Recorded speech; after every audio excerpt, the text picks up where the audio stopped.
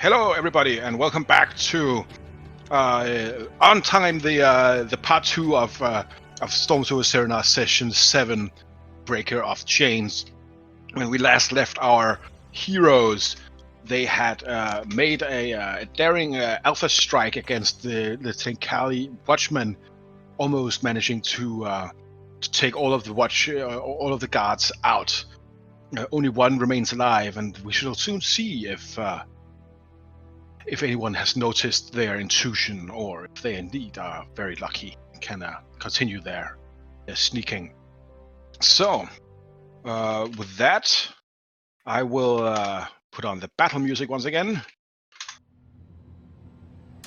And Theus, you see these people, these Tenkali, tumbling down the hill as your friends do their best to take care of them.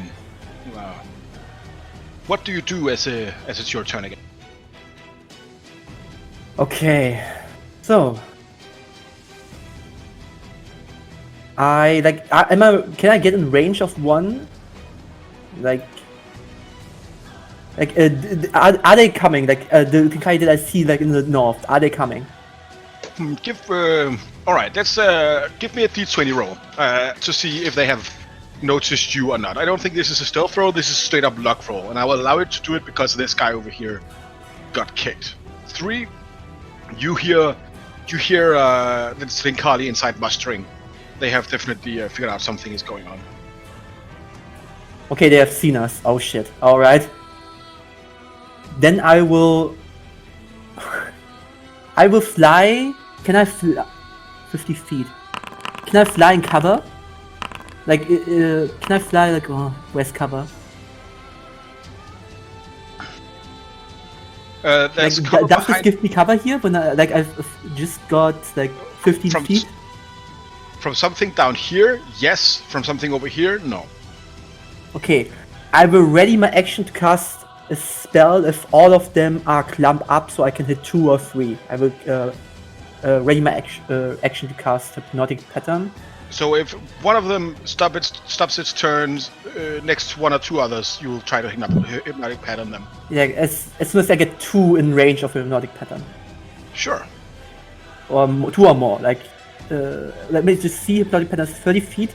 So, actually, yeah. I will so let them cover, but ready Hypnotic action. All right, sure. Let's see. That's perfect. That's your turn then. Yeah. So this Tenkali is going to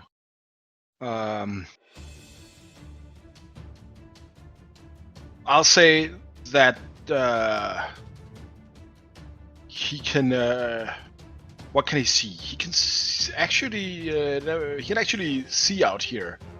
Theus, give me just a stealth check as you are kind of hiding behind that kind of small wall here. Or yeah, I guess you're not out in the open, right? No, I try to get cover. Sure. Do I have half cover or? I'm sorry, but he knows that you're right there with that natural I 20 in assumed that, perception. Yeah, I assumed that. And you see him start shouting, and he stomps in the ground and looks to his right down the hole, and you see a Kruthik come out to join him there.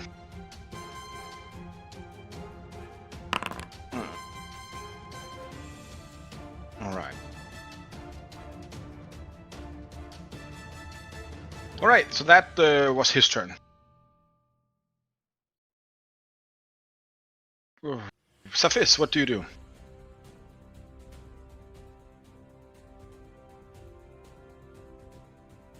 You are muted, Evan, if you didn't notice.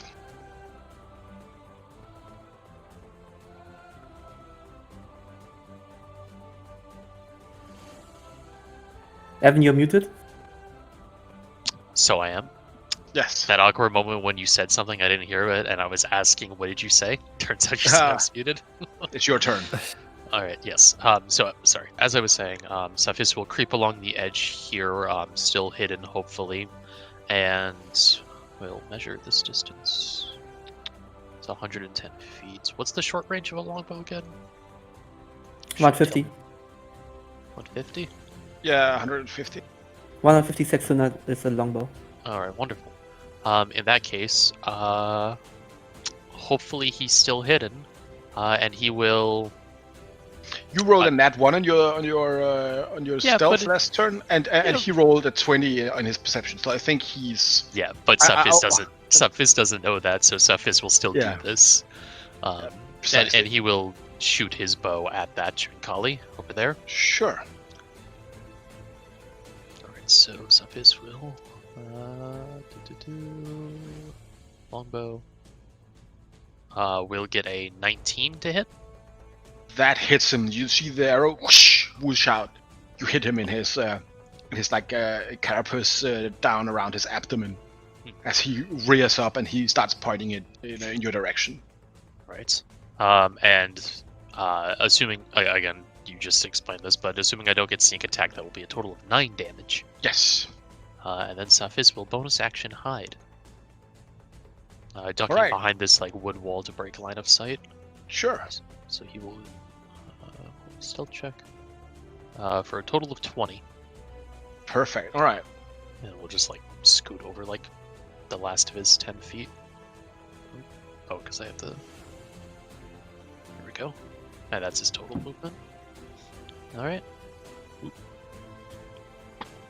Oust, the levitator seems to have stopped as Bjorn has jumped off into the river to get this Tenkali.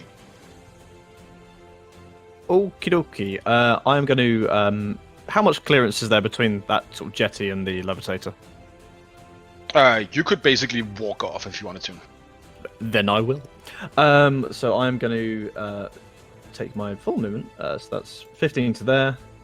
And then If you want to go through the 15. shrubbery, that'll be difficult terrain. So you can go to the other side of it here for your full movement if you just want to like go through. Then I shall. All right. I don't believe I can see anybody from here. Unless I can see these guys right up on the top. But I probably can't in terms of line of sight directly. So I think that's probably... Yeah. Well, in which case I'm going to double dash. So I will... Not double dash, just dash. So I'll go The double dash. to here. And that's my turn. So not much can do there. Perfect. All right. This Tenkali here will try and fight you back, Bjorn. First of all, Bjorn, your hit points are decreased. Did you get hit or something? Or That's weird. That shouldn't have been. Maybe I have had marked him. yeah, Did you choose me instead of? Might have. All right. the I'll guy? put you back to 155. Because you have plus 20 max hit points, right? from And then 8. you Yeah, have- and then you had how many temporary hit points does it get from you, Theus? 15. All right. Right. No, you now have all your hit points, Bjorn. First, you can see you're underwater, both of you. So he gets disadvantage on this attack, but because you made reckless attack, he gets a straight up roll. Because he gets advantage on you. So a 17 hits you with the spike chain, and he it does. You're not raging, so it gets 8 piercing damage, and you are grappled and restrained by him by this chain. And then his stinger comes going, but with a 10, you kind of underwater. You kind of roll to the side, and you manage to dodge the sting. All right. So that was his turn. All right, and this Kruthic Hive Lord begins to kind of skitter around. It doesn't do anything. Same with this. Waits and sees. This guy goes forward here, and then it dashes forward to attack you first. Let's see. Then this guy up here comes out and sees you there, Theus. And what does he do?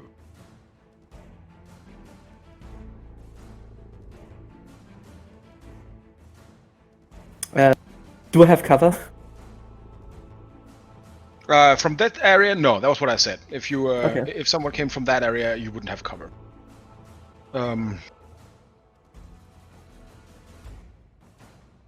I think he will. Let's see.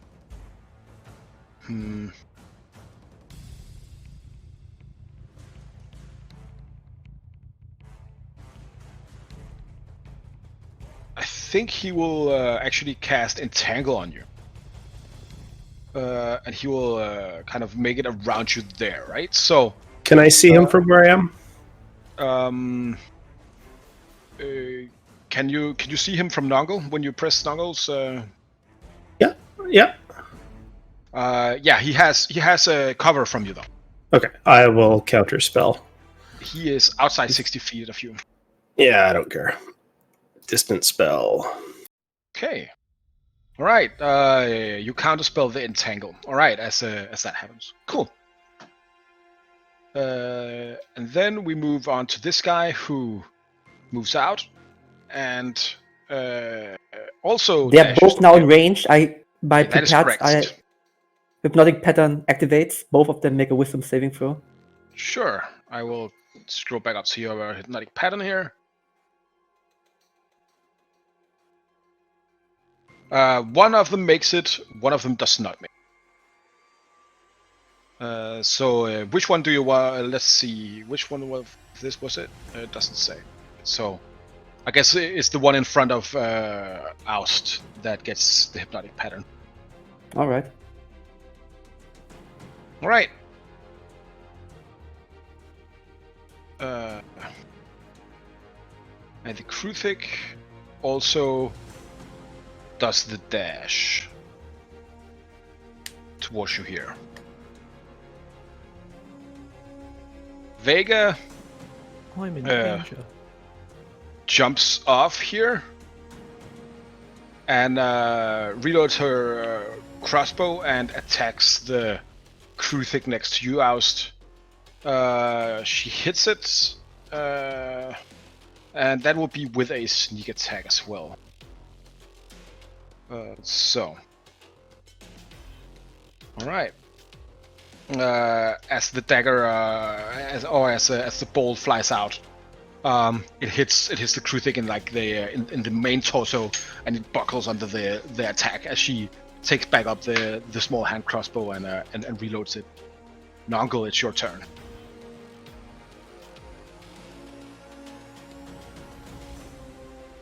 All right. Nongle is going to move up here. Oh, that's plenty of room. All right. Well, wizard special. Let's do it.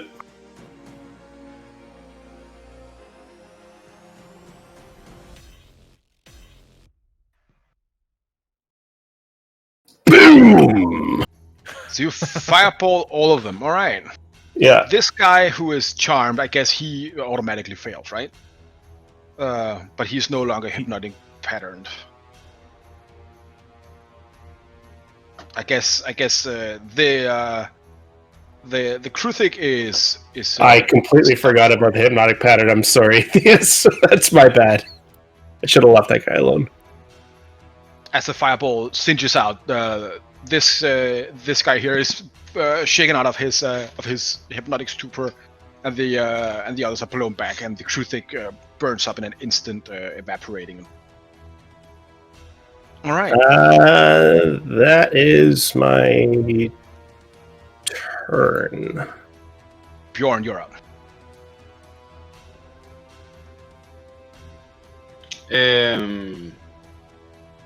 I would like to make 2 reckless attack again. Sure. And same conditions. Do you want to underwater, rage before? No. All right. So it's a straight up roll, but with He just disconnected, so he'll be back in a second, I guess. Welcome back, Bjorn.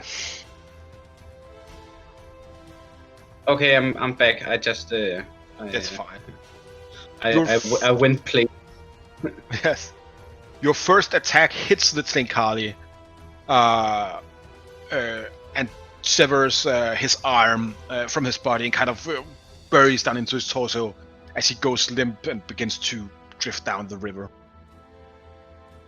And then I would like to use my movement to get back on the Economist Levitator. Yes. And use my bonus action to move it. If I could get it next to the two guys Oust is in combat with. Sure. So I guess that would be like this, and then I'll just measure out where I should put the left one there. All right, sure.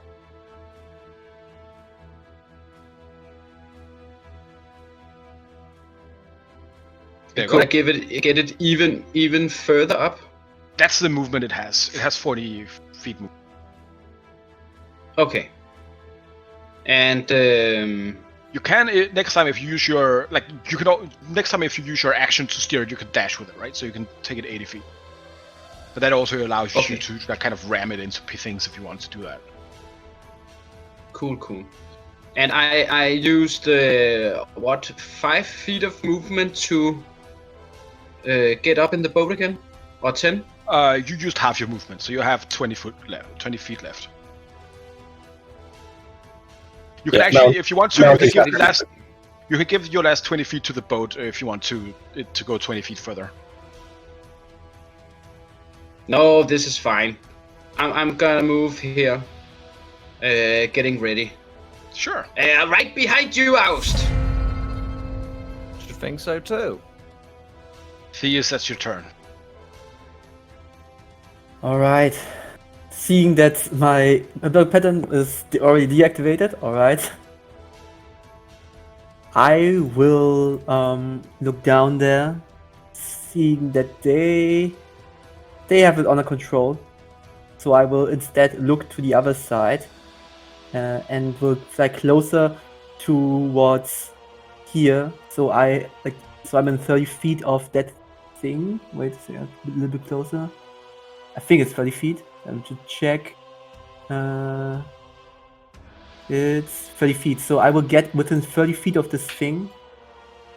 So up till around here.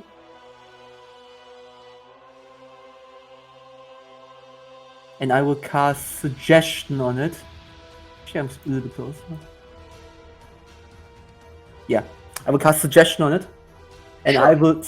I will suggest that he should go down there and join his two friends in fighting them, just so that all clump together. So they are together in a phalanx against them, just clump together, not against IAE or something. Cast the spell then. I will suggest them. Suggestion. Also, to make it work, I will also unearly whisper to him with my bonus action. So one of my bardic inspiration to use unearring words. I will tell him that whisper him quietly into his ear. I will say, you know, I washed more brains off my weapons than there's in your head, and I'm a pacifist. So he subtracts 1 from his wisdom save, right? No, I have to roll my bikes. Okay. Oh, yeah, it already rolled there. Okay, good. All right, he rolls a natural 20 on his wisdom save. So he like kind of scuffs at you and rears his big ugly scorpion. Okay, what's my turn? All right, cool. This guy... I have a little bit of movement left. I would just want to use this movement to fly even higher. Sure. This guy over here begins to scoff and talk in the Tlinkali language. Nongle, please roll me a d6.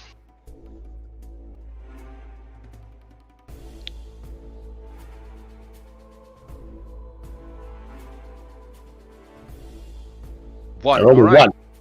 1. You see a Tlinkali kind of coming out of the hive behind in the back to aid them. And it rolls initiative. All right, that was his turn. Safish, you're up. All right. Saphis will. So which was the one that has suggestion on it? No, I think The no one. One, He I saved. failed. Oh, He he succeeded. he did save. Okay. Well, in that case, Saphis is gonna pop out from cover, and having moved from his original position, hopefully still hidden, will attack. Yeah, we'll attack this big guy back here. Do I count as being hidden from this creature? Yes. All right, then I will attack with advantage. I All will right. get a 24. That is a For very some good sick attack. damage. Yes, You- for 36 damage total. Nice. You see, as he calls for aid, he kind of turns his head around, and when he looks back towards you, your arrow comes in and it takes off the lower part of his chin as he reels back and tries to hold, staunch the bleeding from there. Alright. He's not feeling well right now. He is Second very first, bloody. Second first, same as the first. And I will attempt to hide, getting another 14. Another nat 1. Who did you aim at? The guy all the way in the back up by the cliff. Oh, okay, cool. Yeah, I Sorry, can't see there. And then Saphis will sneak over here. Again, kind of ducking low behind the wall so he can get into a new position. And that will be his turn. Oust, you're up. Okie dokie. I am not muted. That's good. I am going to seeing the just sort of being drenched in the backwash from the fireball that I've just that just got blasted in front of me. I will start hacking at this Tinkali in front of me. So I'm going to make 2 attacks with the verdant charge. Anyway, I started blasting with the what you said. I am just going to start hacking. Okay, right. So first attack is an 18 to hit. That gets him. They have an AC of 15. These guys. Excellent stuff for for 8 slashing damage. Sure. And then the second attack is a 28 to hit with a 9 damage. Slashing. You just begin to bear into this Tenkadi, who is getting more and more hurt. He's not feeling well, especially not after that fireball, and you just getting onto him. Fantastic. And I will kind of turn to Bjorn and I go, your turn. And that is my go. All right, this guy here moves up there and then dashes up there. As the largest Kruthik you've ever seen, Thebes just moves out of the kind of cave over here and just jumps towards you. It is very close to you, and it looks very, very big and very not nice. All right, and she will do her thing in here. Let's see here. Perfect. So that is that. What about that? All right, this guy here. You get an attack of opportunity, Oust, as he retreats back inside. What a coward. Okie dokie. That is a dirty 20 to hit for 13 slashing damage. Well, he takes Good another 30 damage. damage and limps away from you as fast as he can. And I will yell This- coward at him as he limps away. This guy retreats inside here, and that's pretty interesting. Sure, all right. That's what he does then. Sure. This guy is dead. This guy also legs it. He does not want any more of that. As they try to regroup, this guy here gets up there Sure. All right. Vega looks towards you, Theus, and she runs over the beach, jumps up on the Nomad Levitator, and kind of jumps onto the wall down here. Begins to crawl up. She uses her tabaxi thing, so she gets up here, and she is by your side in an instant as she just scales the cliff. Nongle, you're up. All right, Nongle will walk around the bush. It's 10 feet and 15, and will firebolt the what is this thing? It is the adult Krithik. It's a very large Krithik. Good. Hopefully, I can hit it then. Give me a natural a nature check as you look at it. Sure. Nature 17. You have never seen a Krithik that large. That's scary. All right. Well, if it's a Krithik, it can burn. Oh, 12 to hit. You see Said your hesitantly with a little firebolt kind of just dispersing on its thick carapace. He said hesitantly and with little confidence. Yes, pretty much. That's my turn. All right, Bjorn, you're up.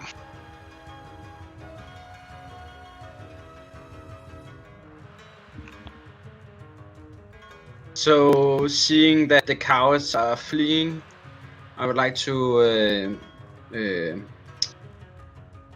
Can I move the Gnomish Levitator? Sure. So it blocks from the bridge on the left towards the rock on the right. So it's like the bridge a little further up. Do you understand me? Yeah. So you want to put the. Basically, you want to put it in here, like that, or what? Exactly. Sure, you can do that if you want to,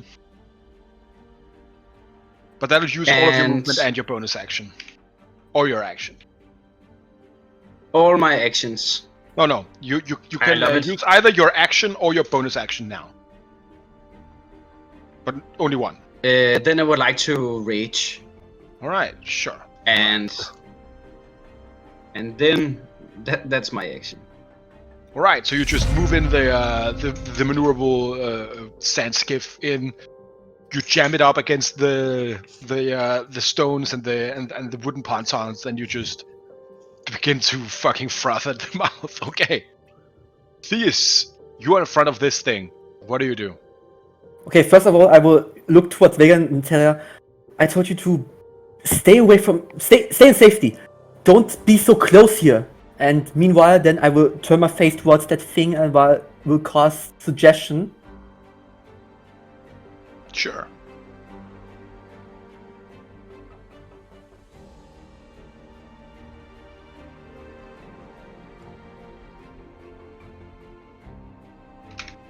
All right, let's see how it does.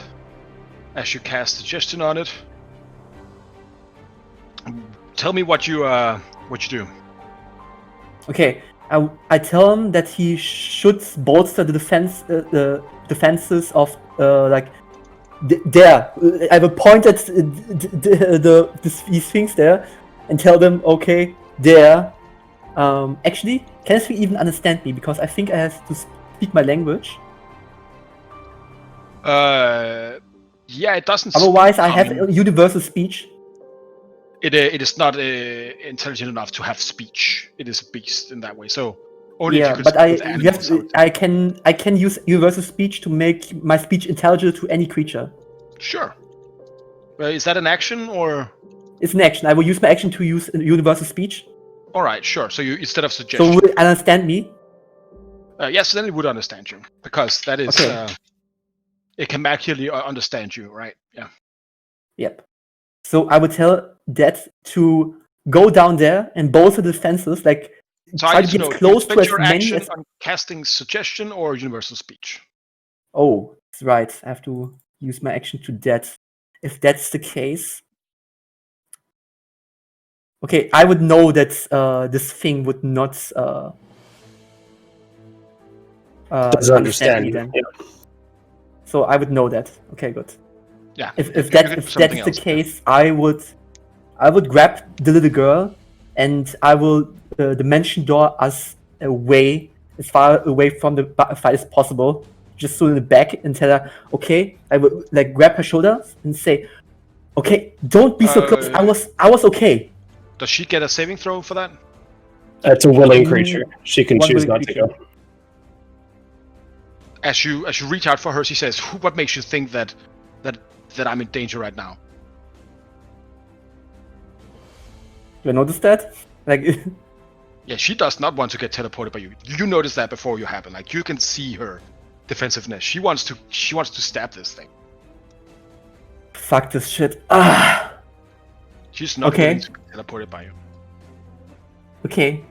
Seeing that she doesn't want to do the like she is okay with that, I will cast instead Dissonant Whisper on this thing. Seeing that she doesn't want then okay, and step this thing if you want to. All right. It has the. I'll give it the same wisdom save as before, so it fails. It takes the. There and then it must use its reaction to move as far as possible away from you. And she makes. And she will get opportunity attack, and she will she get get- sneak attack because I will get down close enough that it is in range.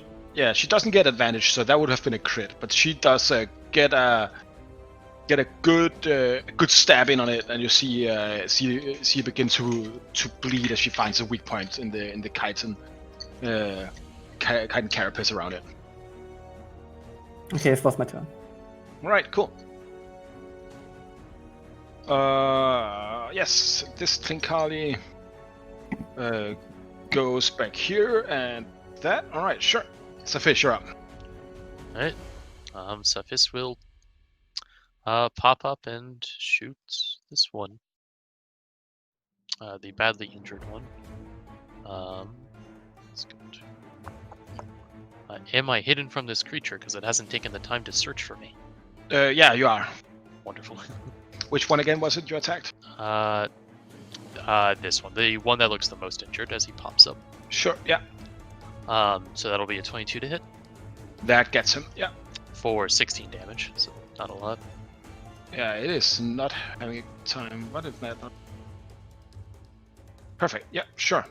Alright, and rinse repeat. Cephis moves over here and takes his bonus action to hide, because that is what rogues do in long sustained combats. 26. There, yep. Alright then. You do that for 26. Oust, you're up. Okie dokie. I am going to first up run 20 feet to there, and then another 30 feet to there. Who can I see? Okie dokie. I am going to go for this guy. Wait, can I ping?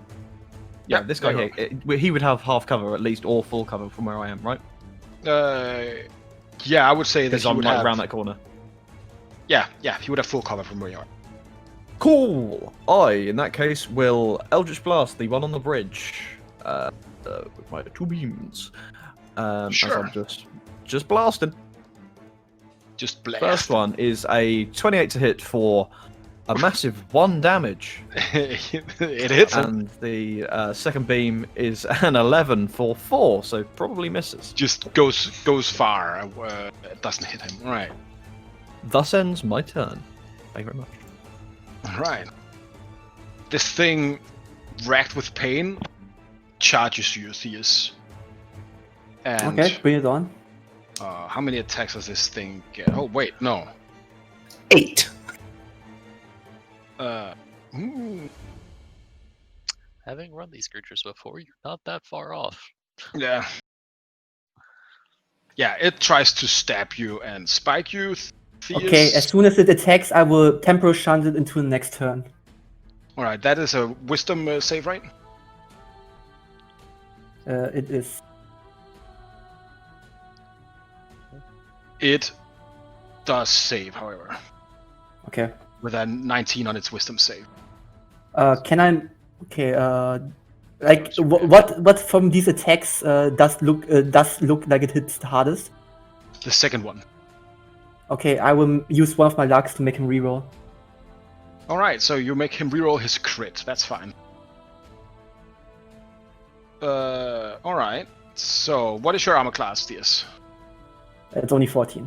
So he hits you thrice for 7, 8. That's 15 and 9. So that is 24 damage in total. 24 damage. All right.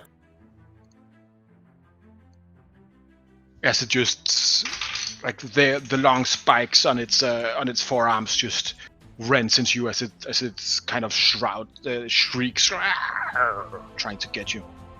All right. And that does this one do? She has done that. She has done that.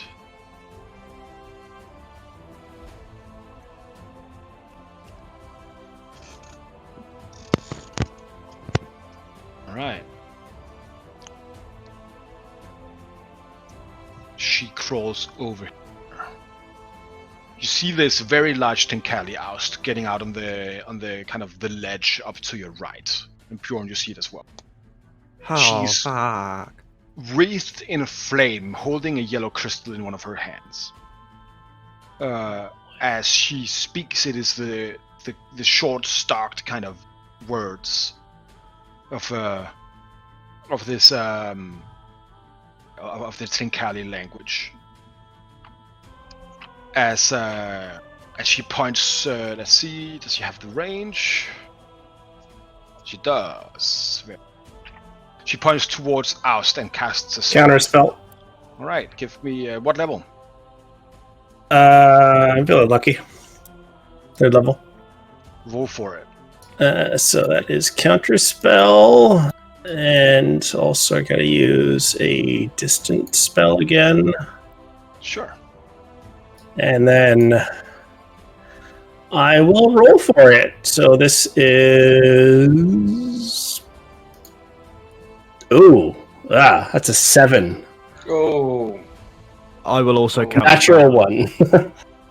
You will also counter spell Oust. Yeah, 5th level. Because it's yeah, always so- at 5th level.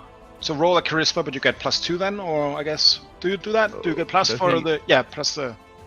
No, Do- So you is this just It's just a D20 plus your charisma plus your All spell right. casting modifier.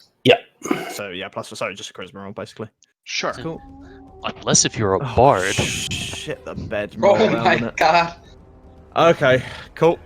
So you rolled a 3 for a total of 8. All right, give me a wisdom saving throw. Oh, no, but that's not my good one. Okay. Right. Oh, come Oh on. no! Look at all these So ones. many low rolls here. 3 in a row. God damn Shit it. on it. All right, she casts Dominate Monster on you. All right.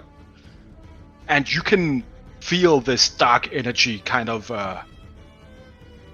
the shadows roil around you, and you kind of and they like wrap around your body, and like kind of you can feel your mind hazing away. And I actually, before we do this, I'm going to cast an Arcana thing here for her. I'm just going to cast the counter spell that I did just so it's in the chat. All right. There we go. She That's what all right. Sure. All right. So next turn you are charmed by her, and she can kind of do things for you, or ask you to do things. All right. Okay. This Trinkali here moves back, consolidating her. Let's here. All right. This guy here goes over and casts Healing Word on that guy to heal him up a little bit. And then with his action, though,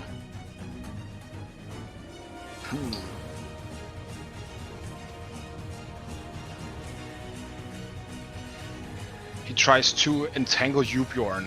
Oh, all right. Give me a strength saving throw, please.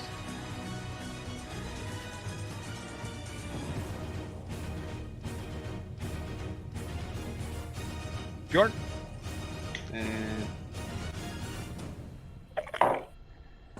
I don't know why my character sheet is not Responding. popping up at the moment. That's weird. Alright, I'll just roll it for you then. Or what? I want to do a refresh there, Bjorn. Yeah, I think I'm gonna refresh the page. Alright, I rolled your strength save and you rolled a 26, so you're good as dark, shadowy kind of tentacles shoot out, but you kind of just whisk them away with the superior strength of As your I body. do.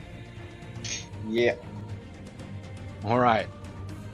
And with that, this Trincali here is still out of range. Release, so that is what he does. Vega tries to stab this guy. And now I also can't do that. Alright, I'm refreshing too.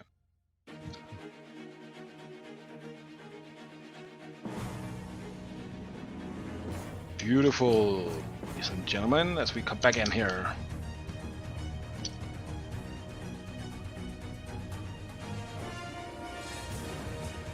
And she does the good old stab. And her short sword is kind of just bounces off the thick hide of the crew thick hide floor in front of you. Nongul, you're up.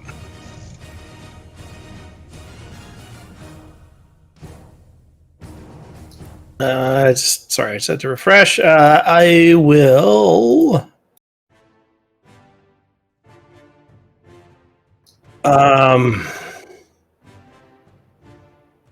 Just gonna do some measurement here.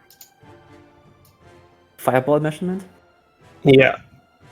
On Yeah. the left side, the more.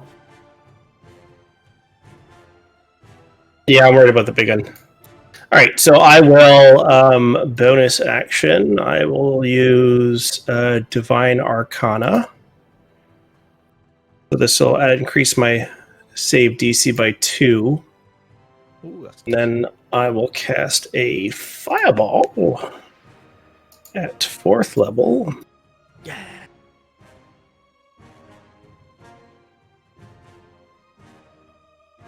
I'll cook them all. Is that a 19 deck save now? Yeah, DC 19. That's obscene. Yeah. I love it. Yeah. I'm sorry, I keep rolling fucking rolls. Damn you, witch! Oh, bugger it. Okay. Really? Alright, this guy doesn't get it though. Don't worry, they still take half damage. Yeah, they still do Yeah, take half. they still take 15 which- damage, so that's good. Which means she still does a concentration check. Yeah. Which she handily Oh. makes. Oh, bugger it. Okay. Alright. Alright, so that was my bonus action and movement. That is my turn. Bjorn, you're up. You see this magical darkness kind of enveloping Oust.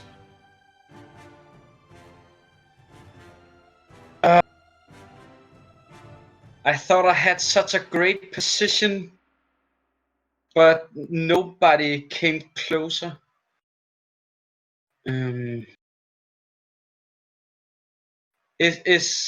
Are the levitator considered difficult terrain because of the entanglement? No, the entanglement tries to get you, right? So. Yeah, but doesn't it leave Oh, yeah. difficult terrain?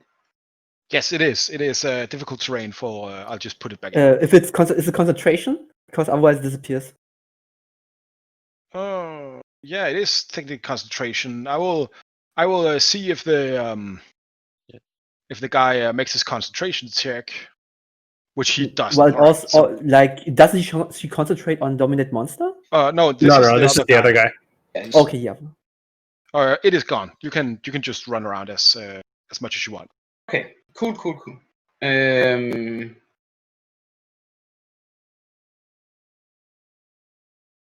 Yeah, I would like to.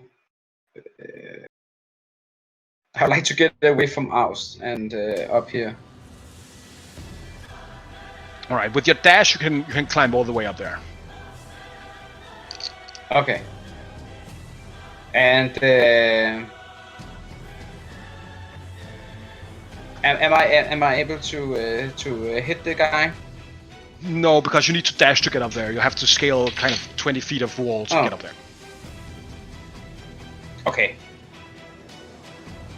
Yeah, that's it.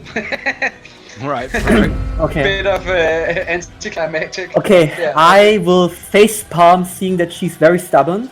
Seeing that, okay, have it your way. And at least follow my directions.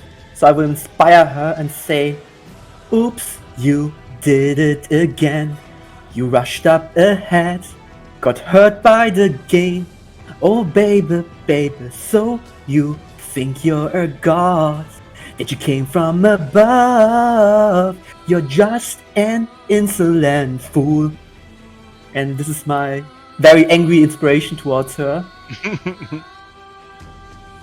Beautiful. All right. And then I will Shit, cast Brian Spire. Dissonant Whisper on that thing again. So it will actually, if it runs away, it gets opportunity attacks from both, like from Bjorn and from her. Oh, that's insidious. All right. Let's see how it does. It actually saves this time. My rolls are on fire right now. He rolls an 18. Shit. Does he get half damage or Half damage. half damage? All right. So cool. As you see, your magic kind of works the first time, but the next time it was prepared for it and steals through. It kind of powers through the psychic power of your spell. What's my turn? It is your turn. That are very well. These do not have any kind of ranged attacks, so I think. Oh yeah, you. Dongle, go ahead and roll me a d6. Sure.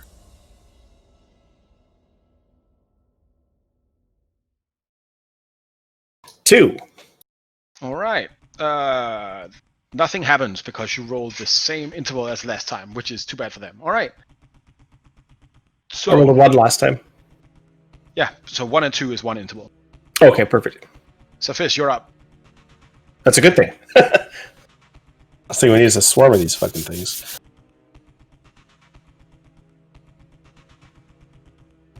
You're Evan, muted. You are muted.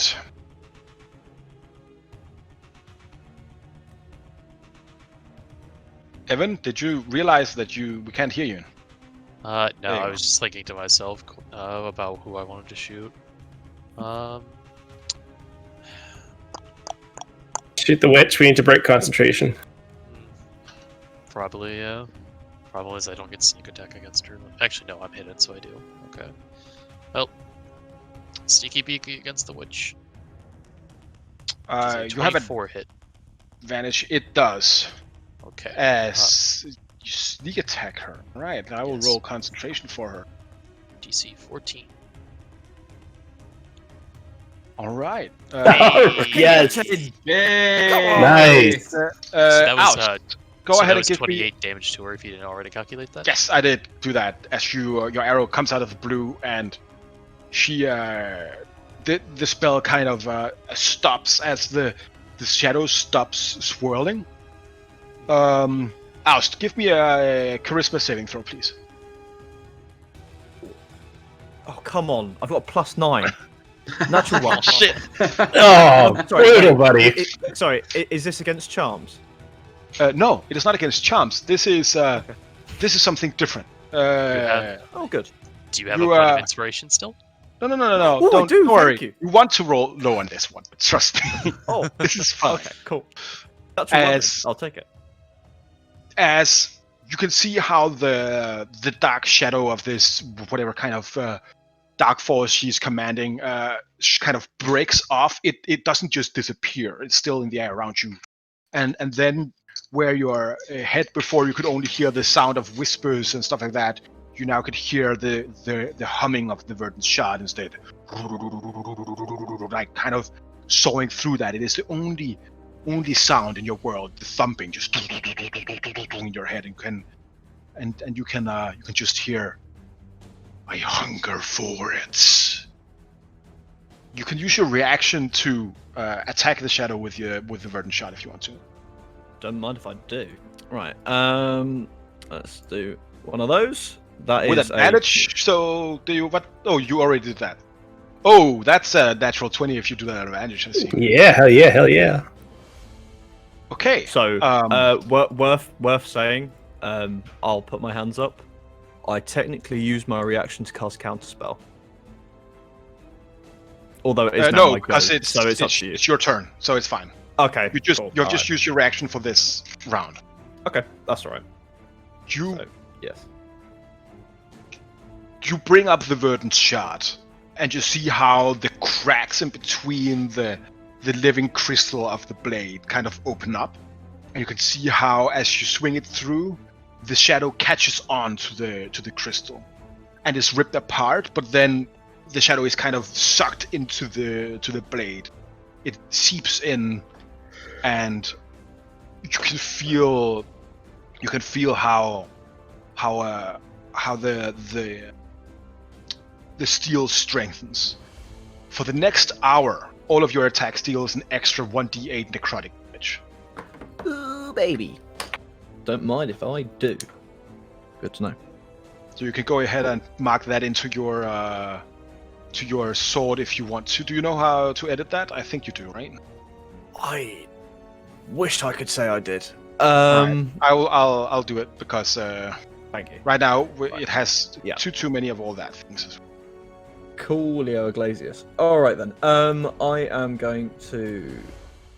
Well, going to start moving. So I'm going to go 20 feet to. Yeah. And now I can see everybody that's going to try and kill me. I am going to. Sure. I'm going to just start Eldritch Blast. I just start blasting. The witch, because she's done peed me off. So, Yeah, the witch, two because beams. fuck her. I want The, but as this happens to you, I just want to say, as this happens to you, you do feel a degree of bloodlust come over you as this happens. I'm not saying you can't do the Eldritch Blast. I'm just saying the verdant shard thirsts now. You can feel it. It is not just something No. you can hear. All right. So just the to first confirm, that is Yeah. my third natural one in a row yes. on the first Eldritch Blast. And I will try for the second beam, which is a 27, and therefore much That better. hits her. That's 7 damage. Yes. 7 whole damages on her. And that will be my go. Perfect. And I've got the mother of all headaches now, apparently, because of this Dominate monster. It's like, whew.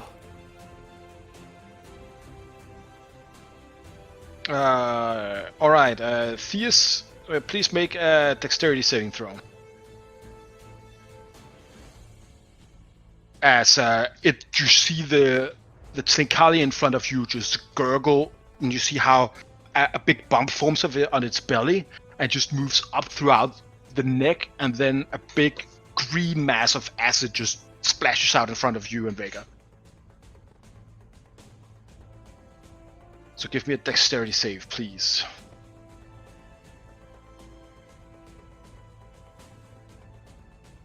Leon?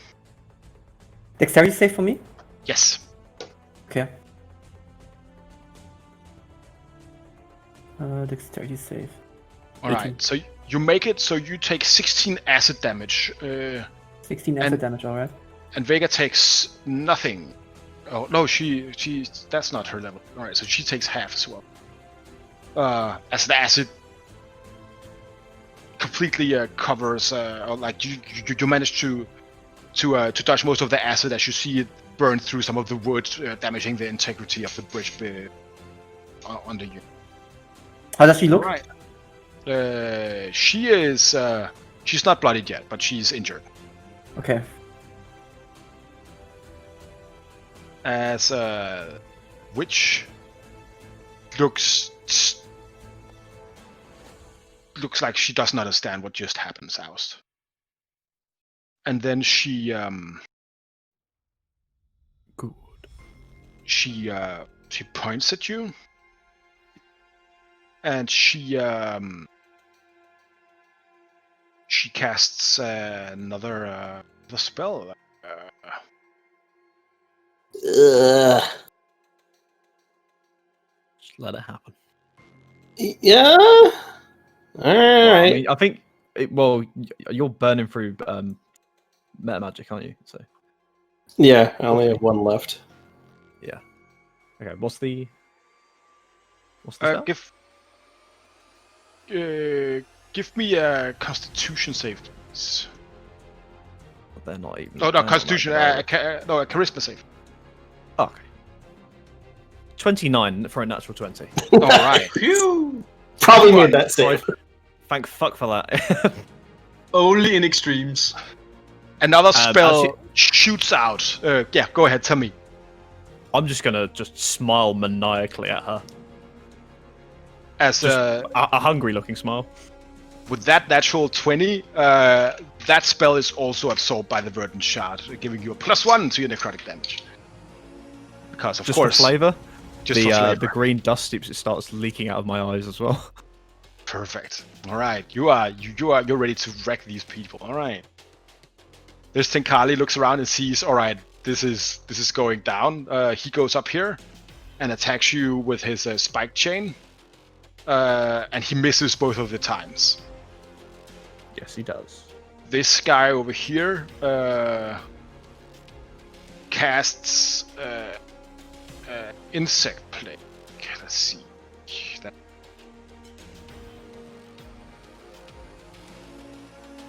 There. Oh no, you're both away. So he would probably. Oh, that was not. Would he do it over here? Would he be? I'll cast an intelligence throw because you're only one person. Let me see how smart he is. He's not that smart. All right, he casts it on you instead. So you go ahead and give me a Constitution save. Now it's Constitution. Okay. Right. Come on. No, it's the same Constitution as last time. Exact same roll. 8 and a 4. Yeah, exactly same. There we go. All right. So you take 20 piercing damage from the insect plague. Cool. So I have. and how many damage do I have? That's cool. I'll work that out. And you have if you end your turn within the insect plague thing, you will take more damage. Gotcha. All right. 20 damage, so I'm down to 78. Is that obscuring the insect plague? It is lightly obscured. Okay. He spiked chains against you with disadvantage. He misses both of the times. This guy crawls over on the side here, tries to do the same. All right, the first and the second. So you he only hits on the first one. You take 8 piercing damage.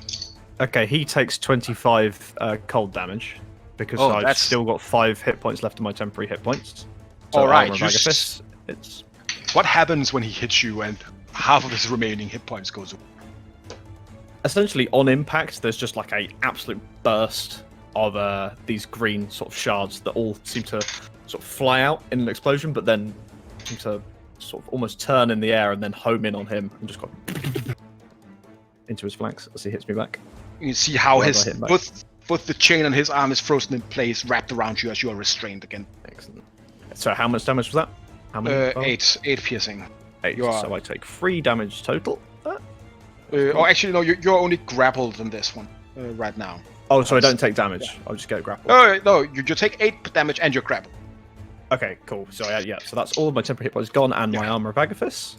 And I am still at my extra health thingy. But that's cool. Okie dokie. All right. And Vega kind of looks up and she says, all right, let's get him. And then she tries to stab again, but she still doesn't manage to get through the tough armor of the crew thing. And she looks at you, Theo, and says, all right, maybe I was a bit rash with this one. And she says, all right, do you want me to go ranged or keep attacking him here? Oh yeah, that's right. Leon is it's actually his computer just crashed, so he will be back in a second. Because she knows Theus is trying to protect her, she'll take a few steps back with disengage, trying to get out of the way from this thing. That might kill her in one round if she's unlucky. Nongle, you're up.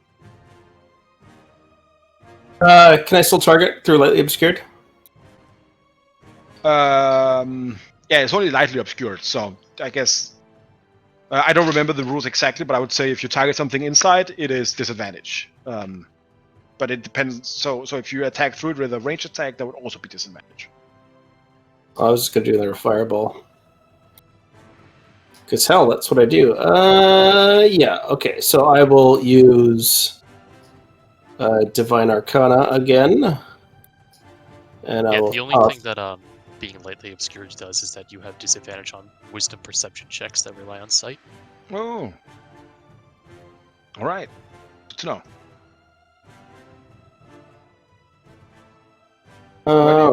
Put it Tanner. Right there. Get up there. Good. All right. Pretzel cook the bitch. I. Fuck off! Jesus. But the witch takes the full damage. Nice. Yeah. And then I have 5 feet of movement left. I'm just gonna go here and I'm gonna. Yeah, I'm gonna hide. Well, obscure myself behind the rock, and that's my turn. All right. Bjorn, you're up. You goddamn right. Because I did not get hurt last round, I'm not raging anymore. That's correct. So that's a weird feeling. Bite your lip and do it again. I'm gonna rage again. And Alright. then I'm gonna reckless attack the fine gentleman before me. Go ahead and attack. Twice. Oh, you have to attack with your axe. Yeah. All right. Both of those hit him handily. Oh, that's And so. the Divine Fury is only on the First one. So 19 and Yeah, 13. So 32. Yes. As you cut, broad kind of cracks into the very thick kind of carapace on it. It screams in pain and looks at you. Oh, love the sound. That's me. All right, perfect. Theus, you're up. Fuck shit up! Are you back, Leon? Hello? Okay, now. Yes. Okay, did Vega use her inspiration? No, she did not use her inspiration. She rolled so low that it didn't matter. Okay, good. But she disengaged and moved back instead. Okay, good. Okay, good. Seeing that, I will try it again. I will cast for this one, yeah, I will cast another Distant Whispers on this thing here. Oh. Yeah, it tries to run away. Bjorn, you get an attack of Attack opportunity. opportunity.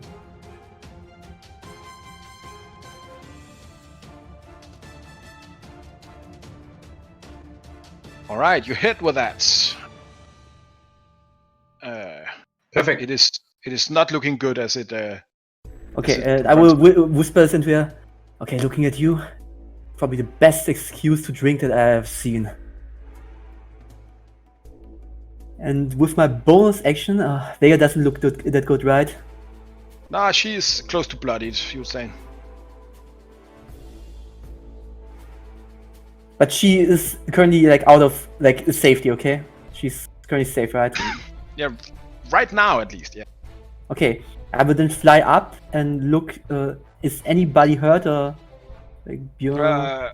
This this kind of cave entrance here is only 40 feet tall, so you can't get much taller and able to like keep a burst of view. I think. Okay, I will fly 45 feet in that direction, and Yes. seeing that Ost might need a little bit, I will inspire him, and I will say, so we are never ever ever going to surrender. So we are never ever ever going to surrender. You go talk to your friends, talk to my friends, talk to me, but we are never ever ever going to surrender. Surrender! Woo! Yeah! You all get inspiration? I'm inspired.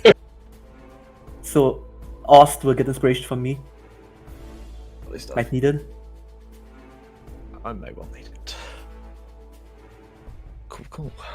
All right. My turn. This guy also crawls over here, and let's see, he was over there, so he can. No, he won't do that actually. He will. He will stand around, I guess, and dodge. All right. Safis Evan had to go for a meeting real quick, so I'll resume what he was doing. Kill the witch!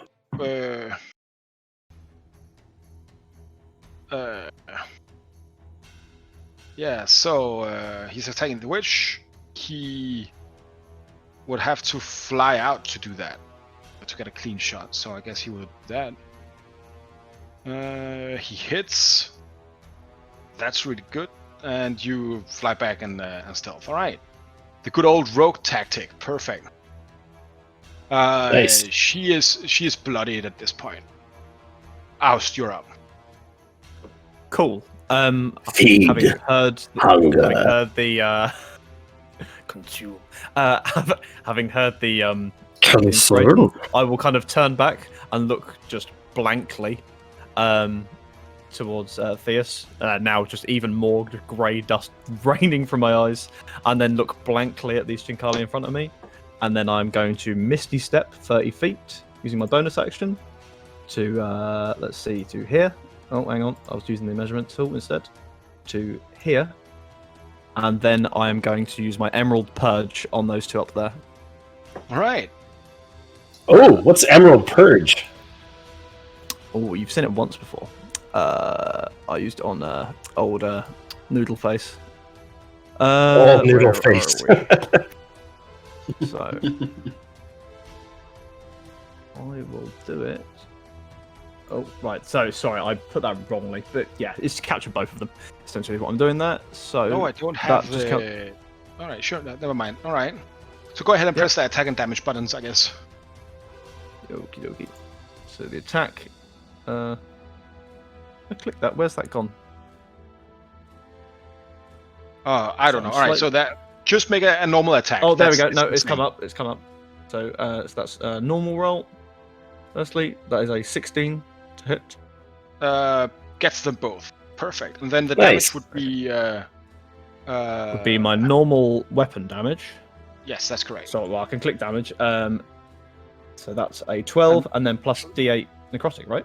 Yeah, 1 D8 plus 1. plus 1, yeah. Okay. Where's the? Normally, there's a little dice symbol on the side, but it's not there at the moment for me. It's not. Unless I'm being really. Yeah, the dice module is gone.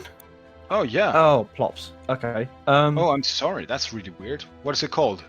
I don't remember. Let's take a look at your modules.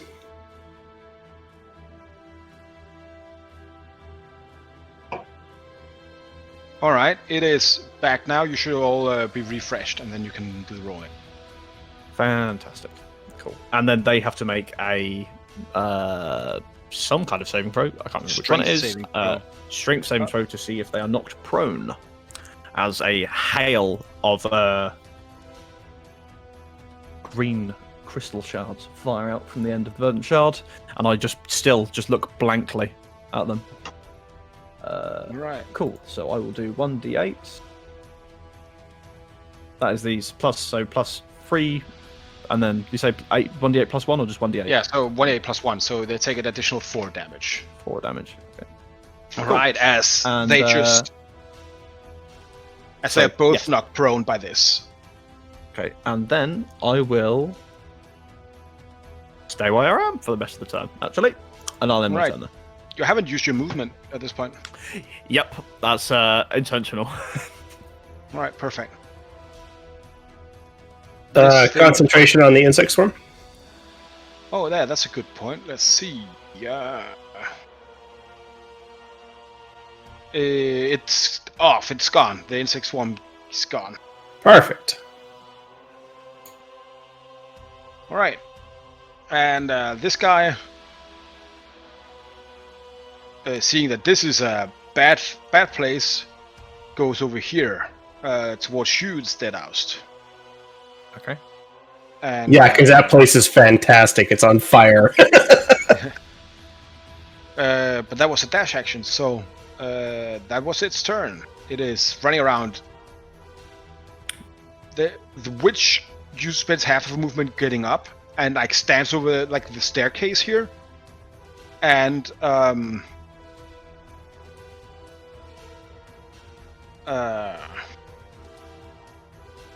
as she decides to cast a scorching ray. So what is that again? That is alright, so she makes a ranged spell attack for each ray. And that deals 2d6 fire damage for each. So just going to put that there.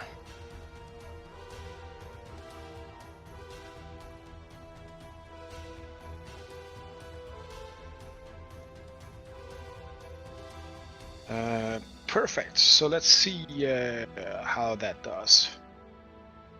15, 10, 18, 10. All right. So one hits. One hits you for 8 fire damage. Lovely stuff. And then she tries to sting you as well for 24. Please give me a Constitution save.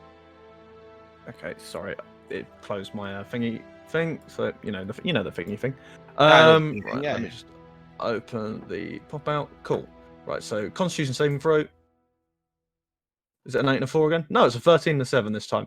Can I use my inspiration on that? Yes, you can. Cool. Are So you that's sure? a 1d10, right? Yes, that's a 1d10 on top of it. Okie dokie. That's 4, so that's 17. So 17. that meets. So you take 3 piercing and 7 poison damage. That is halved from 14. Nice. Sorry, three piercing and what was that? so 10 total damage. So 18 total damage for that round again from her. Because the fire damage as well. Yes. Yeah, cool. Just checking. And yeah, that's her turn. Does she stand up? Yeah, she did. Yeah.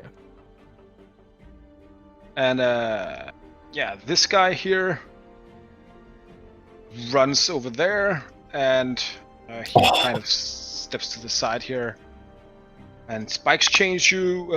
You're grappled and restrained. You take 6 piercing damage as he hits you with 23. Okay, can I use my parry? So I'm going to use my reaction to do a superiority die, which is the last of my superiority die, and I believe it's a D10 for my superiority die. So I'll just roll that. Yes. So I reduce the damage by 2. So he does. Sorry, I keep 4. losing track of the damage. You get 4 4 damage. piercing damage. Okay, so that's 22. Oh, And then he tries to sting you, but he misses. So you're just fending them off over there. okie. The shaman here gets up and heals the big witch lady. All right, so that's his turn. And this guy here runs over there. Ah! and he has a reach of 10 feet, so he's trying to hit you. 23 hits, right? Oh yeah. So that's 9 piercing damage, and you're grappled. And and the sting attacks you as well. Please give me a Constitution saving. Con save 7. All right. So 7 is less. It's more than 5 below what you should do. So, or what you should, or the DC. So you're poisoned. You take a total of 14 damage, and you are paralyzed while you are poisoned. You can make a saving throw at the beginning of each of your turn Okay. to see if you can end the paralyzed effect. Oh, that's harsh, but I get it. All right. And the same with. I guess this guy would. Oh, he can't actually make it in time, so he will basically just make it over here. He dashes to get you. Vega looks towards you, Theus, then looks down, and then she tries to shoot that guy with her crossbow. She hits and deals a lot of damage to him because of sneak attack, but he's still standing. Longo, please give me a Constitution save. All right. 21. All right, you're poisoned but no longer paralyzed, as you feel your muscles stop to tense up in the same way. Okay, so I need to get the fuck away from these guys, don't I? Yeah.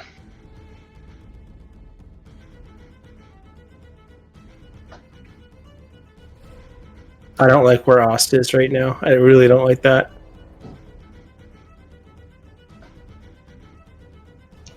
Alright, so that doesn't upcast.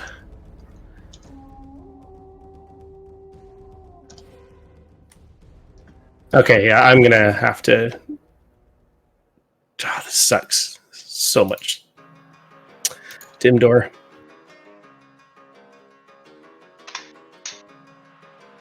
Did that post?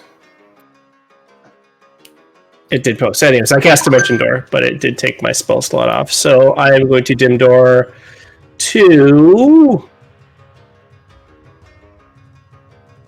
Suffice. All right. And then I will bonus action. I will cast a healing word on Theus.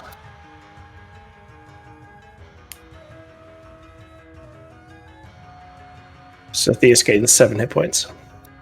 All right. And that's my turn. Bjorn, you're up. It's literally the second time I thought I had positioned myself great, and when it's my turn again, it looks like shit again. Well, you can run down the same stairs there, right? So you can go down there. Steps Yeah, that's steps. So you can run down that way, Bjorn. Yeah, actually, Björn's line of sight doesn't show anything. Oh, but he saw the crew thing go back in that way. That's true, and I can actually see it on the bridge, so that makes sense. Okay, so I'm gonna move first.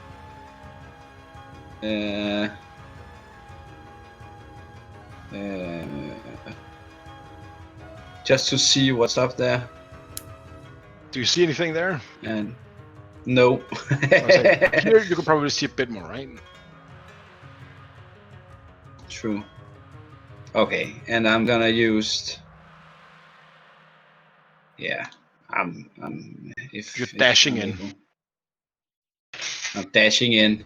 All right, and cool. Well, still raging, I guess. Yeah, that's right, because you attack next turn. Yeah. Theus, you're up. Okay.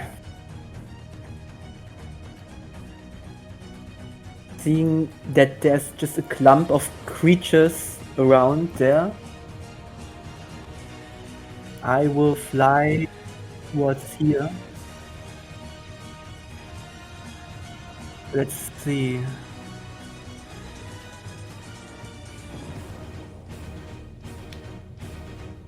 Actually, I will help Bjorn a little bit. And first of all, I will...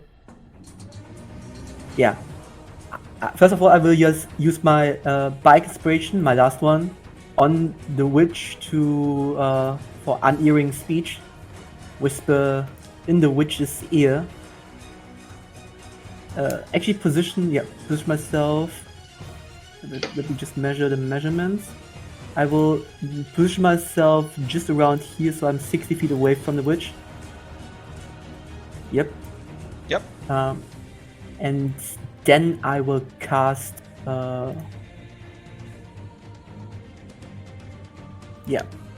Cast another Dissonant Whispers on her. Sure. And on second level, actually. She just makes it. So. With -2 also. Oh, she takes minus. No, then she doesn't make it. So she takes the damage. And Bjorn, you can make an attack attack her. opportunity for Bjorn.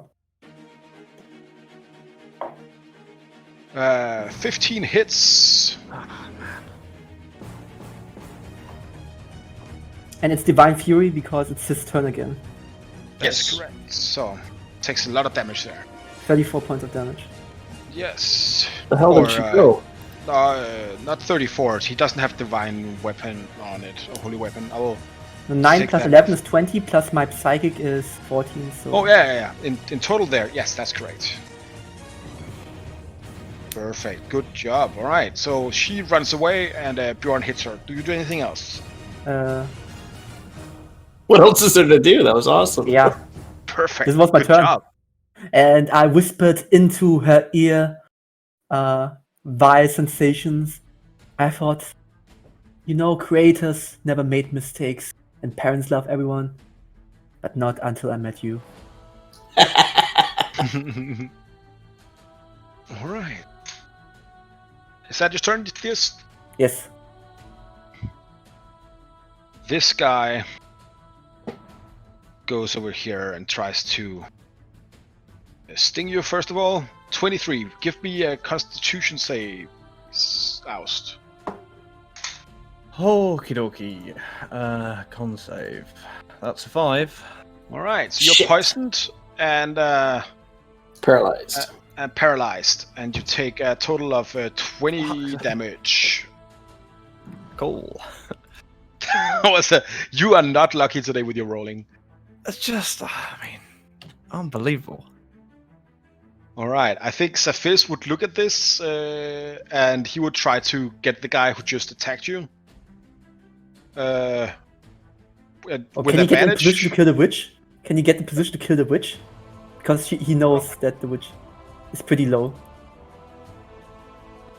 I roll a crit for Evan here. And I think right now the witch is not in the line of sight of Saphis, and he sees that Oust is in trouble. So I would say that I would probably help Oust in that situation. Wouldn't you guys say so? Or Absolutely, yeah. Yeah. I'd agree.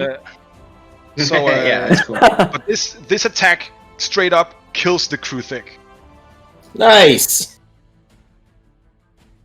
One down, beast. 15 more to go.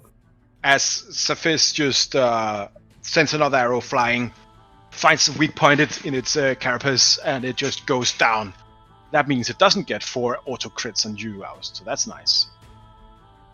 Good. Oust, give me another Constitution save, please. Fucking hell. Above a 10. Just, I'll be fine. I'll be happy with above a 10. You have my inspiration still. Oh, you No, used I that. used that. 14. However, I do have. No, if you I do have failed- the, If you failed, you can use it until you succeed. did I fail? No, you succeeded last time, didn't you? Yes. However, I do have the inspiration. Oh, but 14 is fine. So Oh, okay. 14 That's my- meets the DC. So you are no longer paralyzed. And actually, Is that an end of I turn or a was start of turn? start of turn. And actually, you're no longer poisoned either, and that is, and you're not either, Longo. I read that wrong earlier. Okay. Can I be cheeky and take 2 bonus actions in place of a bonus action and an action? Normally not, but I'll hear you out. What do you want to do? I want to walk round to wait, and I will do this anyway. I'll risk the attack of opportunity. I want to walk up to here. Although if I can actually, I want to walk up to here. So I'm still in combat with these two, so I'd only take an attack of opportunity from that guy behind. Sure. And then I want a Hex-based curse and then Relentless Hex onto the witch. Right. And what is the relentless hex again? Relentless Hex just means that I can teleport 30 feet to the target of my curse. All right, sure. I'll let you do that. So you go there. Cool. Yeah, All but I right. will take an attack of opportunity again from the one behind me. Yeah. All right. Let's see. Do you teleport? Do you still get attack opportunity? when Yes, you but teleport? I had to move up to be in range of the. Oh, teleport, okay, good. so- Okay. You take 9 piercing damage from the attack. Sure, I'll take it. All right. Was that your turn, Oust? That was my turn. Yeah. She seems Also, you. she wipes me now. See you. Let's hope not. In front of her, she will try to get you. So she attacks you twice with her claws, 1 miss and 1 hit. With Okay. So I'm going to roll a d6 on a 5 or a 6. She misses because of my armor Alright. hexes. That's a 4, so she hits. That's 4. So she hits for But 5 bludgeoning it's not your damage. day, Oz. Today is not your day. I've And not my then- fucking campaign. I've been rolling grappled every single session. As So, you are it's like gone. grappled by her claw, she hits you to take 5 bludgeoning damage. You already did that, right? Yep. Her sting hits you, so you can roll another die. For the That's a 2. all right, you take a total of 13 damage as her sting hits you. Please give me a Constitution save. Oh. 16. 16 makes it, so you are good. I am on Oh, 1 that hit big- point. All right, that's nice to know. Actually, you make it, so you take less poison damage. So you can go ahead and take 4 damage, 4 hit points back. So I'm on 5. Yeah, hit points. that was very, very bad. This guy runs up to you, Bjorn, and he tries to get you. The spike chain at 23 to hit for 7.5 to 3 Yeah, he piercing hit. damage. I'll take it. And then because he has you grappled and restrained, he gets he gets advantage, and he crits you with his stinger. So I will make you please give me a Constitution save. Yeah, sure.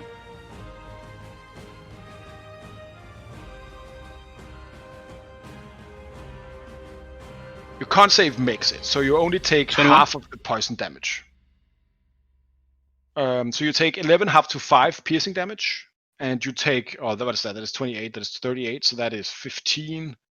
19 poison damage. So a total of 19 plus 5, so 24. This is 7, including the 3 from before. Yeah. Yes. It's 27 Alright. minus. Okay, cool.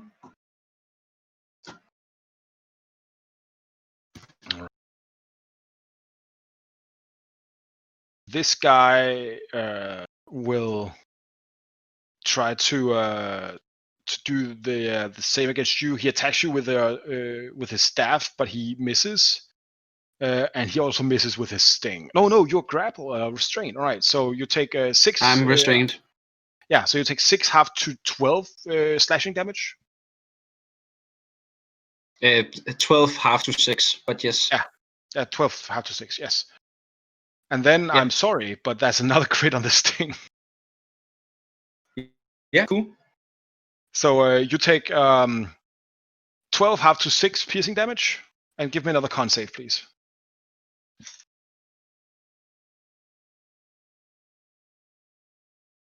I think the music bot just died. Yeah, I got it.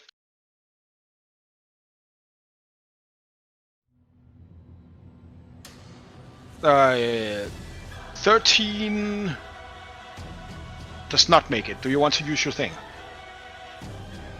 Yes, I would like to use my Magnetic focus. Exactly, that's the one. So go ahead and roll your con again. All right, 24 makes it. So you take. So Better. that's 37 half to 18. 18. Okay, so 18 plus 6 from before, that's 24. Cool. All right. What can these guys do?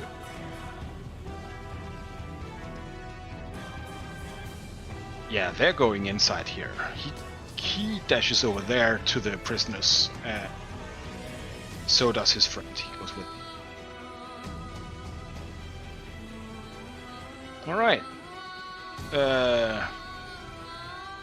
Vega looks at the very injured one and tries to take it out.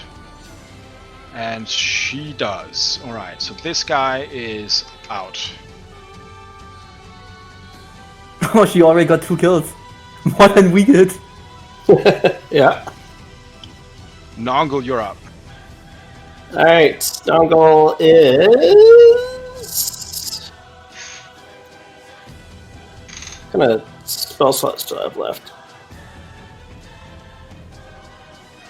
Oh, my sheet's not opening for some reason. Right, on.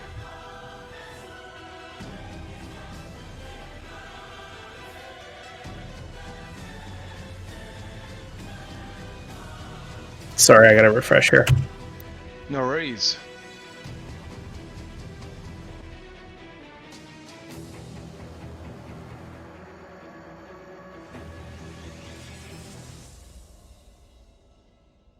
Boo, boo, boo, boo, boo, boo, boo. Yep.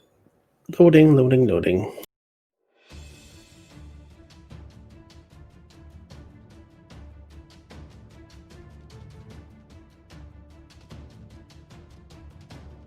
Alright, let's see. Spell slots.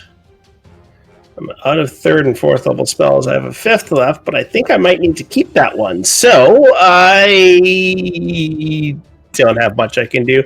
I'm going to cast Firebolt on the one that's near death beside Bjorn there. 27 for Perfect. 11 points. Yeah, it is barely standing as you engulf it in flame. Okay. And then I'll move 25 feet across the bridge and... No, can't see. Alright, that's my turn. Alright, Bjorn, you're up.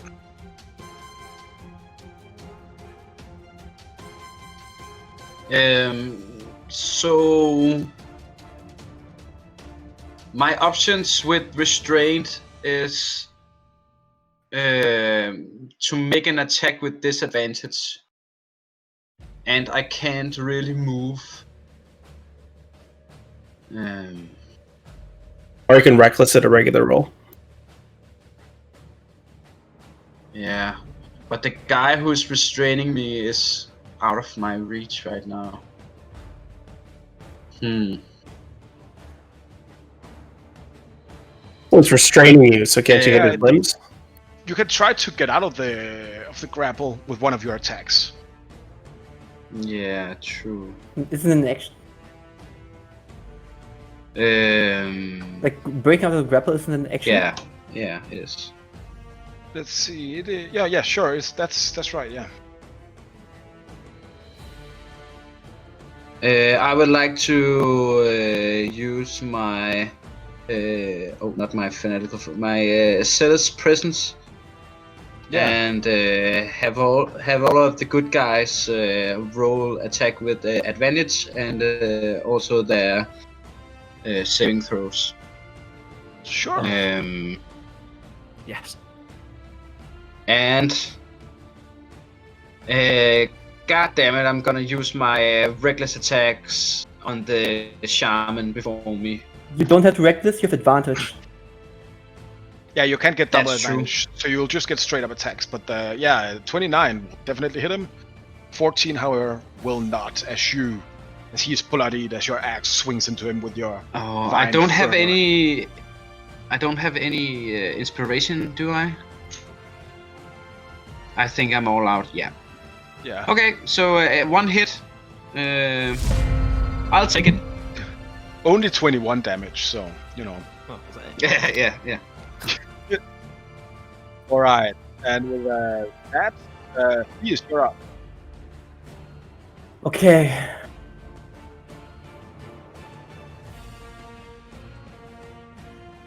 Can I... Can I fly up here and... If I would blast him away, would the grip on Bjorn loosen? This guy? Yes. Like if I use a pulse wave and just blast him away, like would Bjorn... If he fails his save, then yes. If he's moved, then yes. Wait, which Tenkali of them is the next on the order? Just want to see if I maybe have to save Oz. This guy here. Okay, good. But you can't. The highest you could be in the cavern without being too close to the ceiling is 20 feet. Okay, so I'm 20 feet up. Yes. Okay, good. I will That free. leaves you with like 1 or 2 feet above your head. Right? Okay, I will free Bjorn with a 4th level pulse wave against both of these here. Sure. So That's trying fun. to free Bjorn just from the grip, pushing them 15 feet away. This guy saves but takes half damage and immediately dies. That's one way to break a grapple. Kill him. This guy does it. It's fine, but takes half damage and is not pushed. So you kill one that just like he's trying to. They hold look on. do they look humanoid enough? Kind of humanoid, yeah. Like on Okay. top of the scorpion, yes. It's like a scorpion centaur. Okay, I'm fine. I will use my bonus action to healing words Oz. Sure. This has Go to ahead and be cast. also at 4th level healing word because it's a... No, actually I can't. I used pulse wave, so I can't actually healing word. I have no low level spells left. Well, I So- wouldn't allow you to cast 2 4th level spells either way. So. Yeah, I'm done then. This was my turn. All right, that was your turn. That Stinkali there crawls up the stairs and tries to attack you, Theus. Spike chain is a 24 to hit. Okay. Yeah. Do you want to do anything to that? No, it's fine. You take 4 piercing damage, and you're restrained as he tries to sting you. 22 to hit. Please give me a Constitution save. All right. You make it. So that's Oh, take nice. 4 piercing and 7 of 14 half to 7 poison damage. So 19 total of and a 11 20. damage. On the rolls, not bad. That's So 11 minus really 11? solid rolls. Yeah. Okay. There you go. All right. Cephis. It is his turn, and I think that he will try to hit the Tenkali Shaman I see. All right, so that does it. All right, so the Shaman takes a lot of damage and is near death. Oust, you can feel the bloodlust and the zealous presence from Bjorn. What are you doing? I'm hungry. I am Finish her. Yeah, I'm gonna just start hacking. With advantage against Scorpion witch. Lady. First one is a 23 to hit That hits her as she takes 11 for damage. 11 damage, Sure. and the second is a 17 to hit for 19 damage. All right. How do you want to do this? Beautiful. I would imagine that. Claim her soul. I'd imagine that in the fights we've had, we've seen some feral rages coming from Bjorn. Yeah. This one is just even more animalistic, and I just start I switch the thing round in my hand, the blade and just start stabbing down and just keep continually doing it long after she's dead. So By this point, my entire eyes are just glazed over with green as well. So you see, you make a few attacks that she kind of dodges through. You are like, you're pushing her back towards the throne, and then you see one attack that hits her over the face. And as you hit her with the verdant shard, you see the skull behind you splinter and buckle in the same place.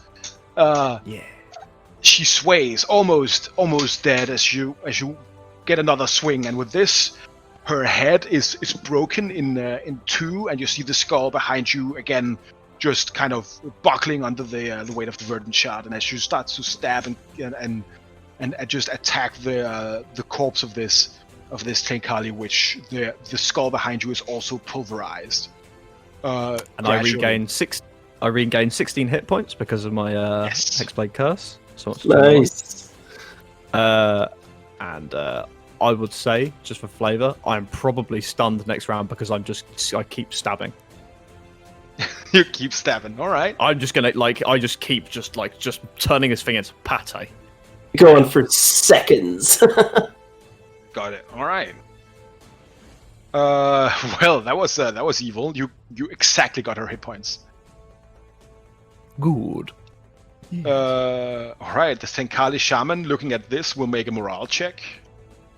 He saves, and he will move up here and try to attack you, Oust, to get. He misses, and he misses. All right. So he tries to attack you in desperation as he sees you attacking his queen, but the sheer force of the shard around you just. I don't even look up. Does not make him to hit you. All right. This Tenkali here makes a morale check. Doesn't make it. Runs in and out through the tunnels that way. Vega just runs over here, I guess. Sure. Nongo, what do you do? There's one that's attacking Thea still, right? This guy, yeah. Okay. I will firebolt him. Natural 1. It's probably gonna miss, eh? Yeah, it misses. Even the 13 would miss because you have advantage. Bjorn, you're Welcome to the One Club. Yeah! I don't like it here. I would like to revoke my membership.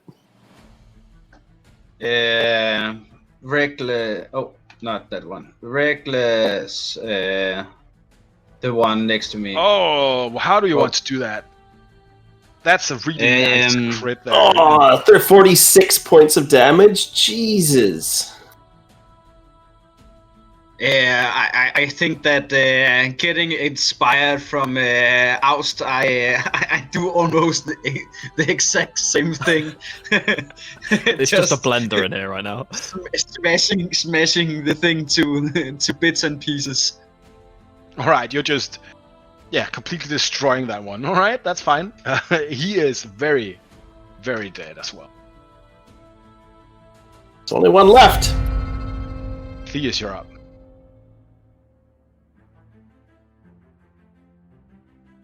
Leon?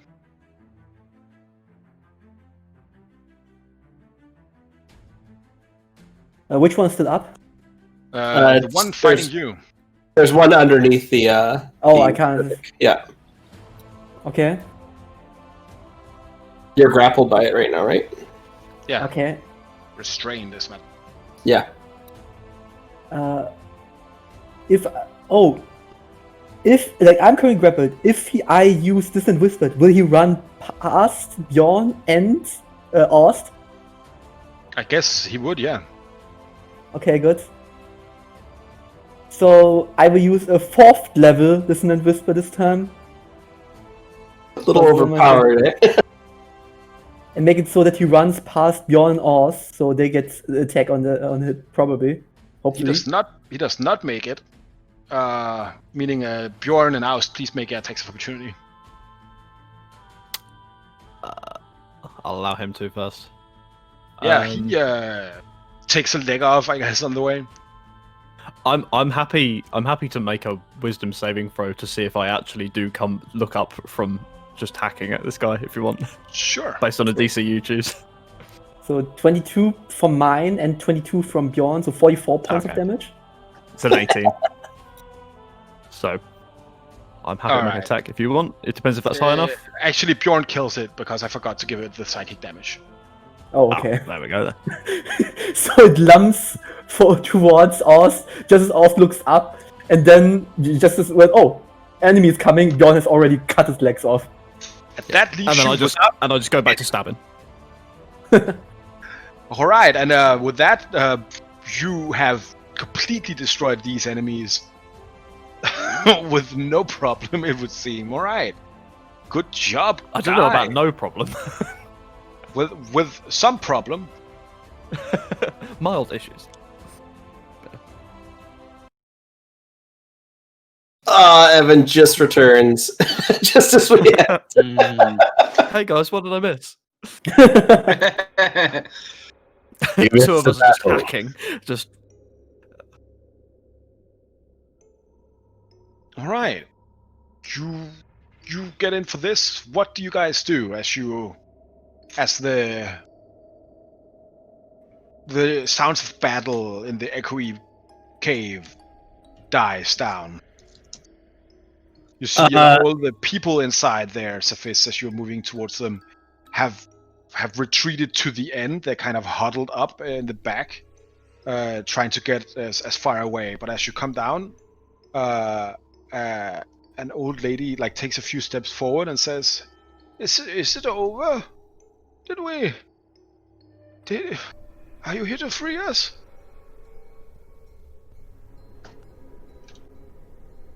Evan, you're still muted. No.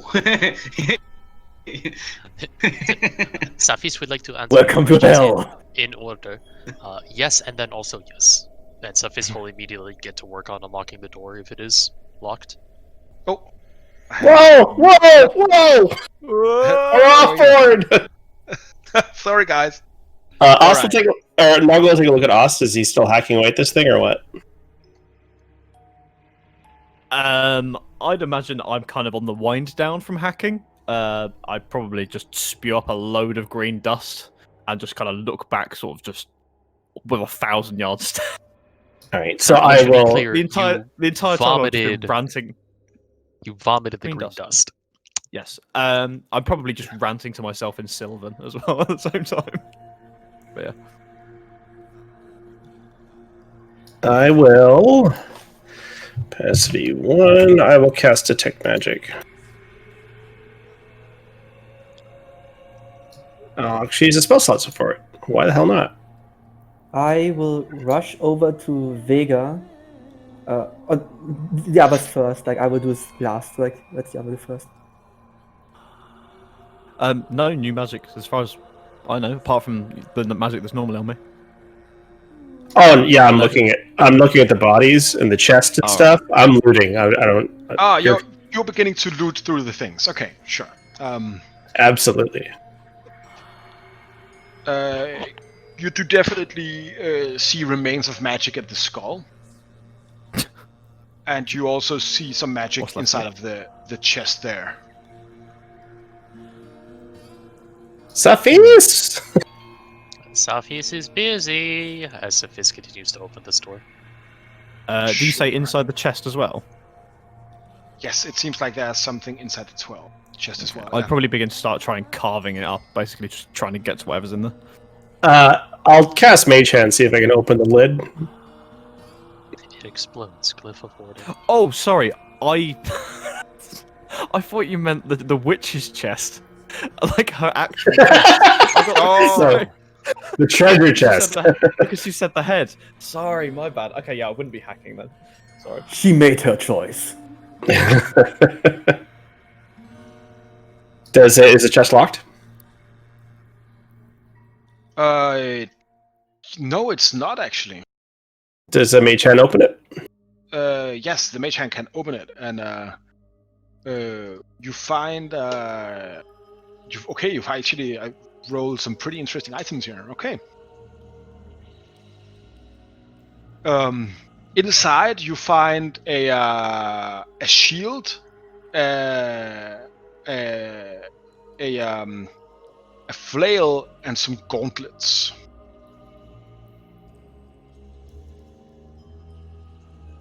And some gems as well. And I'm posting the gems in the chat here. I'll copy and paste that in a party loot. No diamonds. Damn it. Where's the party loot thing gone? The party loot is in Leon's. For some reason, there you go. It's out in the player.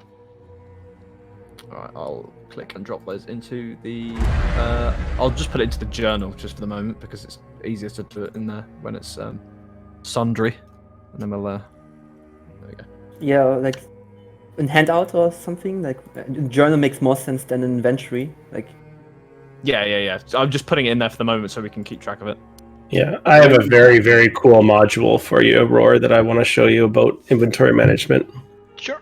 We can have a look at that at some point. Yeah. So, you rummage through her things. That is mostly it. All of these kind of precious stones seems to be engraved with some kind of symbolism. So I'll ask Oz, do you mind as I reach towards the skull that's still radiating magic? I can see this is glowing with magical energy. I would like to take a look at it, but seems to be your kill. Do you mind? I will just keep sort of muttering to myself in Sylvan and just kind of walk it off for about 30 seconds.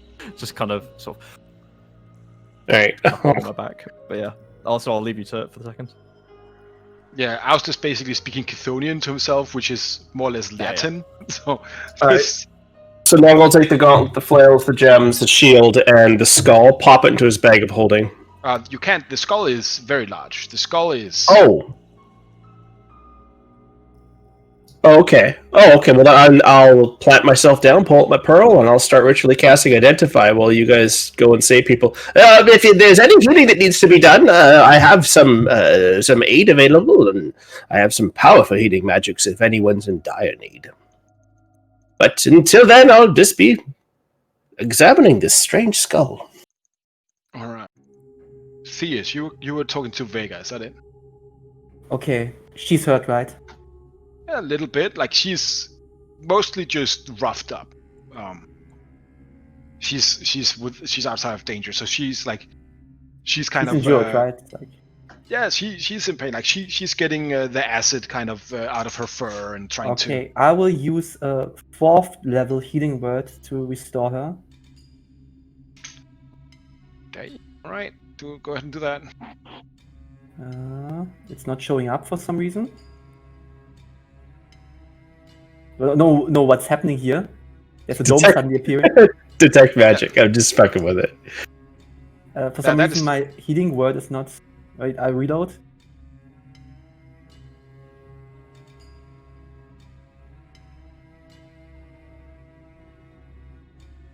So again, 4th level healing word.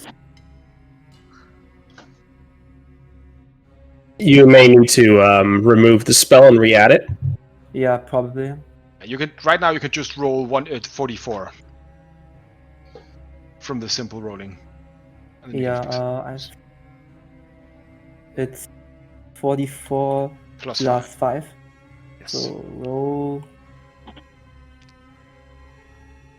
All right. She is at full health again. Okay. First of all, the healing from the healing words. Yeah. Before I do that, first of all, I will talk to her and say, I told you to stay safe. Why did you rush ahead? You're the one getting attacked by that big thing, and she Yeah, punched. but I'm fine. I can survive that. I have tricks. But I wouldn't know what to do if you died there. I'm trying to keep you safe. I'm trying to keep you safe, little girl. And I'm trying to keep you safe, okay? You don't need to. Look, how old are you? 8.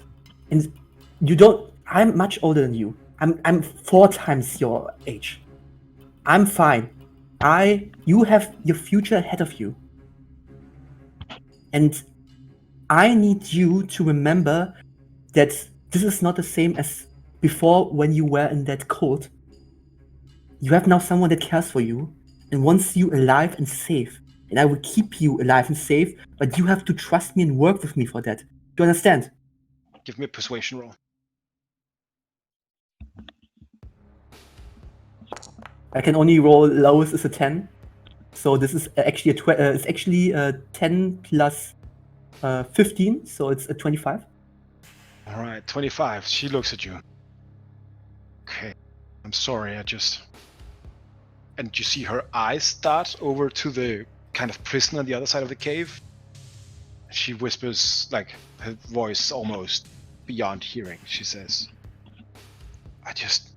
all of those people are in there because of me. But to help to get them out. I didn't want you to get hurt. Yeah, and we will do this. We are strong. Did you see like how just slaughtered they were by my friends? We are fine. It's good that you help us, but keep it on a distance. Like the arrows that you fired were really good. Like this was awesome. So seriously, you have good aim, lady. But don't rush ahead. You can give us fire support from behind, okay? Okay. And you look really tired. Like you're hurt now. It hurts me to see you like that. You know, like you being hurt hurts me more. You said you don't want me to get hurt, right? Why do you even care so much? Because I know what you're going through. I understand that. Do you? Do you really? I've been through the same. I whisper to her so that nobody, like I pull her aside so nobody can hear that. Yeah. You remind me so much of myself here. And I really don't want you to go a dark path down. Don't need to be hurt more, right? There's a lot of people who needs to be, if you ask me. You don't really... Currently, you are 8 years old. When Fine, you're well- older, you can think of other people. But currently, it's okay to think about yourself. Just stay safe and let the adults do the job. Okay? I know you're strong. I know you're capable. But you have so many years before you to show the world what you're made of.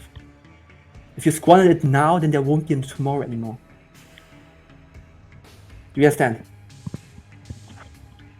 Give me another persuasion roll, please. That's a 28. She begrudgingly looks at you and she then nods.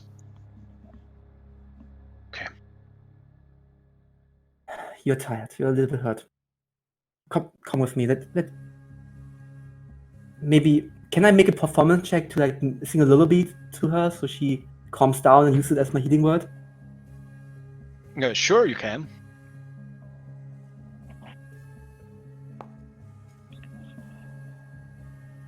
Is it enough? Give me an insight check with advantage as well. 22? As you begin to sing her this lullaby, you can see how she puts on a face of, not liking to be treated like a child. She's all stiff and rigid and trying to, be serious and brave and kind of not be weak. But you get the feeling that she actually kind of likes the... Okay, in the lullaby, feeling of this is a lullaby, song yeah. that someone really important to me sang to me when I was right up. Her name was Pandora, and it goes like this. A lullaby for you. Don't you worry, baby. I'll be by your side. May tomorrow be wonderful too. Close to you, I hope to stay endlessly from today, even through cloudy day. You are not alone. And I will try to like lullaby by her that way. and heal her for the healing word. Here. All right. And put That's her very nice. into bed in the gnomish levitator. That's what I want to do. It is still 9 in the morning right now, right? So 9 or 10 in Yeah, the morning. so just so he calms down because she was hurt and she seems to be pretty like on adrenaline currently. Yeah, she is. You can take a walk with her, but you can't put her to bed. That would like Yeah, but like I just want her to calm down. sure. So you're taking her outside. I'm dragging you over here, right? Like, Is that get right? away from the bloodshed kind of thing. Yeah. All right. So you're walking her down there, right? Was my thing. All right. So Fizz and Bjorn, you are trying to open up the door there. Mhm. Bjorn, do you do anything as you? Yeah, actually, I'm taking a moment while Sophis is fiddling with the lock. So now this is over and done with, and we have the captives here. I'm pointing at the prisoners. We are at a crossroads, as I mentioned before. We attack the camp. Are you saying this to Cephas? Yeah. Cephas would agree. And I think it's important to say to you that I once stood in a position where I could choose between a sibling and what I thought was destiny. And that's a choice that haunts me even now. So with that, I sympathize with you now as we have to make a decision. And whatever you choose, I think you should know that I support you. Cephas' hands kind of tighten on his tools for a moment, and as he finishes unlocking the door, he kind of turns over to Bjorn, gives a little nod. Cephas appreciates this, Bjorn. Family is important. It is. And he kind of just like steps it aside as he opens up the cage door for all the people to start coming out. Yeah. As you open the door, they start to stream out. Like, kind of taking your hands, and some of them are even hugging you. So, thank you. We thought we were going to be sacrificed to whatever dark alien being that thing was worshipping. It was horrifying. Cephas knows, but you do not have to worry. We will take you south. We have a ship waiting too, in fact. And he kind of just starts herding people. A man away from just the cage. kind of goes up instead of and just interrupts you and says, "My children! Have you seen my children?" Cephas, were these children taken on a ship Yes. a day ago? At least. Yes, yesterday. Cephas, yes. They are south waiting with a friend on the ship. We have, how do you say? He says, kind of with a devilish little smirk. Dealt with the crew. Yes, we will take you to them. He falls to his knees in front of you, like grasps one of the kind of straps of cloth that hangs from Cephas's, and he's just like, thank you, that you don't know how fantastic that is. Thank you very much. Cephas kind of helps him to his feet. We don't have time for that. I'm pointing to the barrels and the boxes and take these supplies. We need this for the ship. Cephas helps the man to his feet, and yeah, Bjorn is correct. Cephas thinks we should be gathering these supplies while we can. Will proceed to go over and just like grab one of the smaller crates. He's not very strong, and starts bringing it down the pier.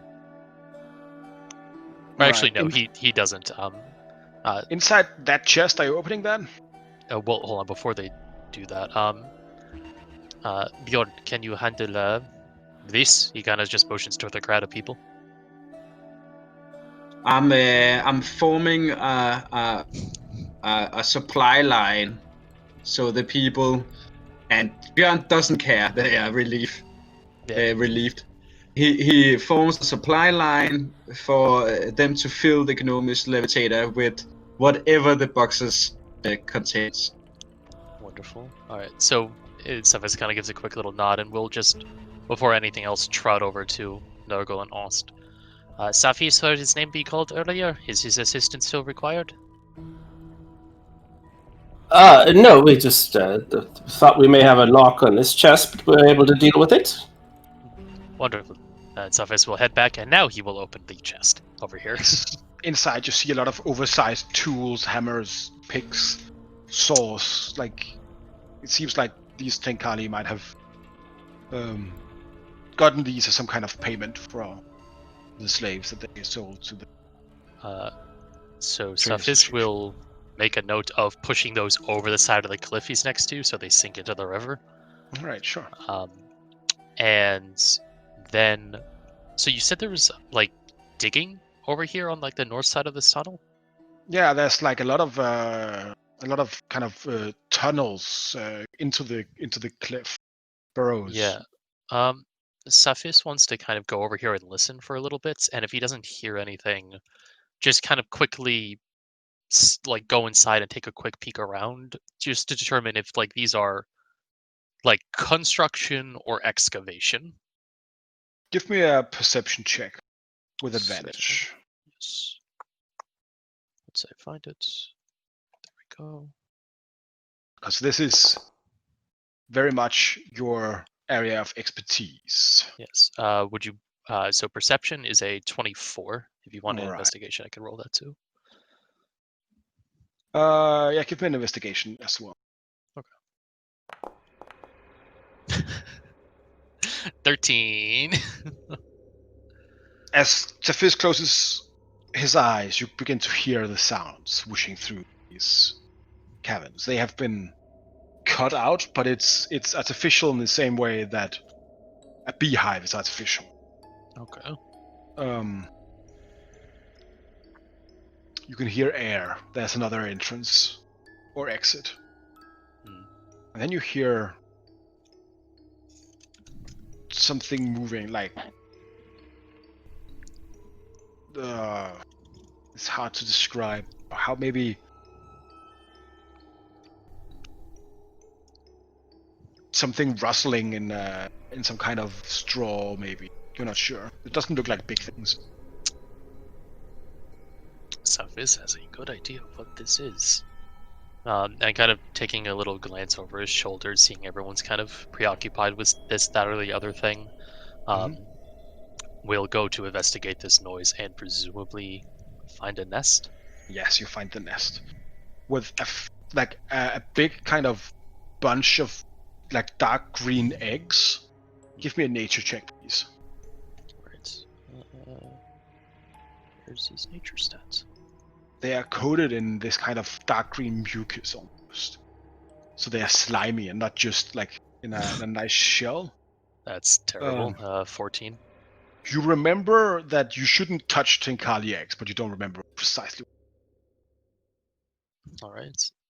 And I heard rustling, so something's like moving in here? Yeah, a few like almost kind of small worm-like children, like small infant Tenkali larvae. Yeah. So it's like a worm centaur, right? So before they grow their legs, then the bottom half is like maggoty, and then with baby kind of upper bodies, but then they have these kind of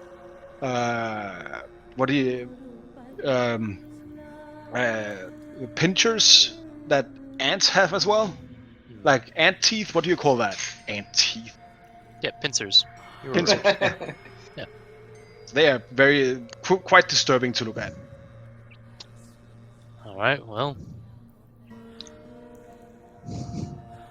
Saphis hesitates for a moment and decides he doesn't feel particularly inclined to murder children today, even if they are monsters' children, and so we'll go get Nurgle and Bjorn, who might be more inclined to do so.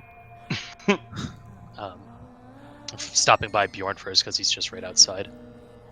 Bjorn. Yeah, and you move that big crate. Ah, then get help.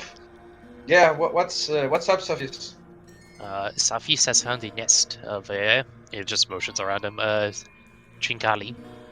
Saphis thinks you would like to, and he just like kind of cracks his knuckles and just stands there. Sure. Mm. Yeah, I go and clean up. Yeah, Saphis warns you of the eggs, though. Do not touch them. They are. Saphis forgets, but poison, maybe, or acid. Saphis forgets, but they are dangerous. Do not touch. And yeah. Okay. Seems like them with my axe. Bjorn, you are getting a bad signal. Can you repeat yourself? I'm annihilating the nest with my axe. All right, let's not describe that in detail. Okay. Chop, chop, chop. As you are mutilating the bodies, Noggle and Oust, you're looking at this big skull here. Yeah, I've probably taken a breather by now, and I'm back to at least reasonable cognizance. So. All right. You see Noggle kind of meditating over this skull, and you cast it identify. Yes. Yeah.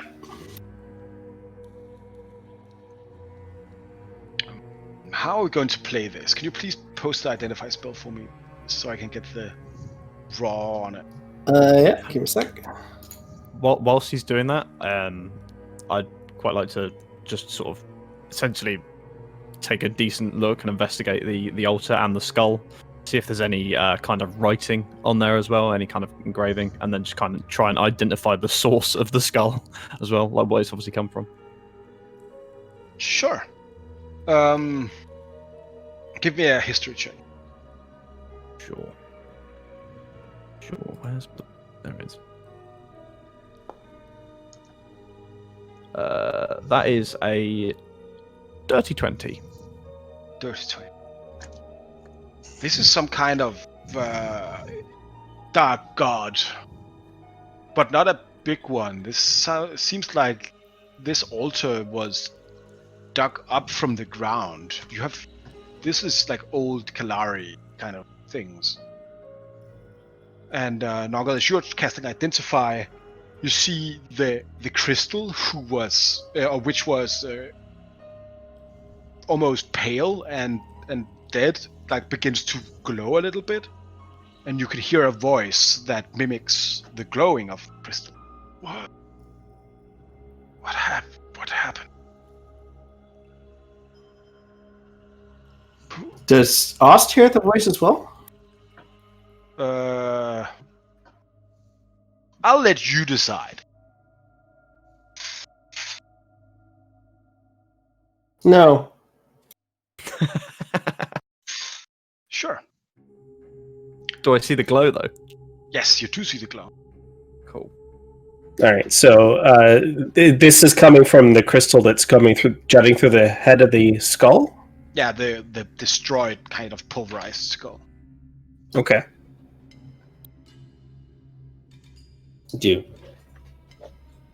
Is this the skull?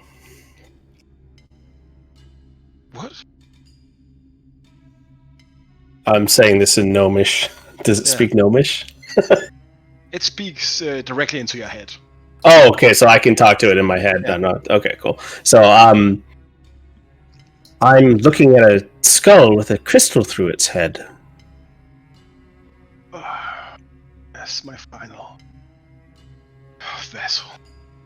Who are you? Well,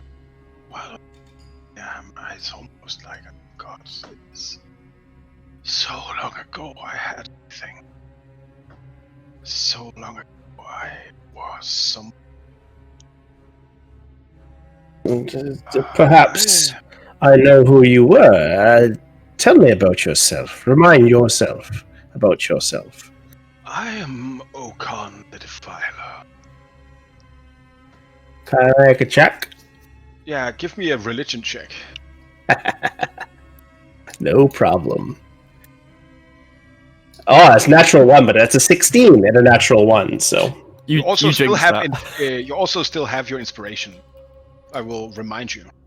Fuck, Otherwise, yeah. you never use it, Tanner. You never use your fucking. Yeah, I know. I never use it. I know. I'm such a resource hog. Give me a potion and it won't be used the entire campaign. So you want me to reroll that? All right. So that'll be a 34. You have. Wow. Yeah, don't fuck with that. I know religion. This is my character's build. So you with your 34, your mind goes back to one of the many times that you have scoured the lists of otherworldly entities in the Tranquil Pillars' darkest, deepest corners of its forbidden section. And you see in one of the sections about the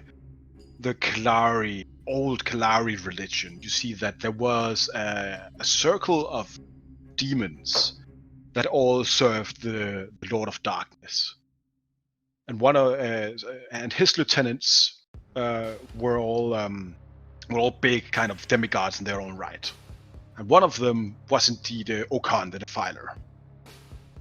That's OCAN. Okon. Okan. I will write it in the chat here. I got it. Okay, Owen.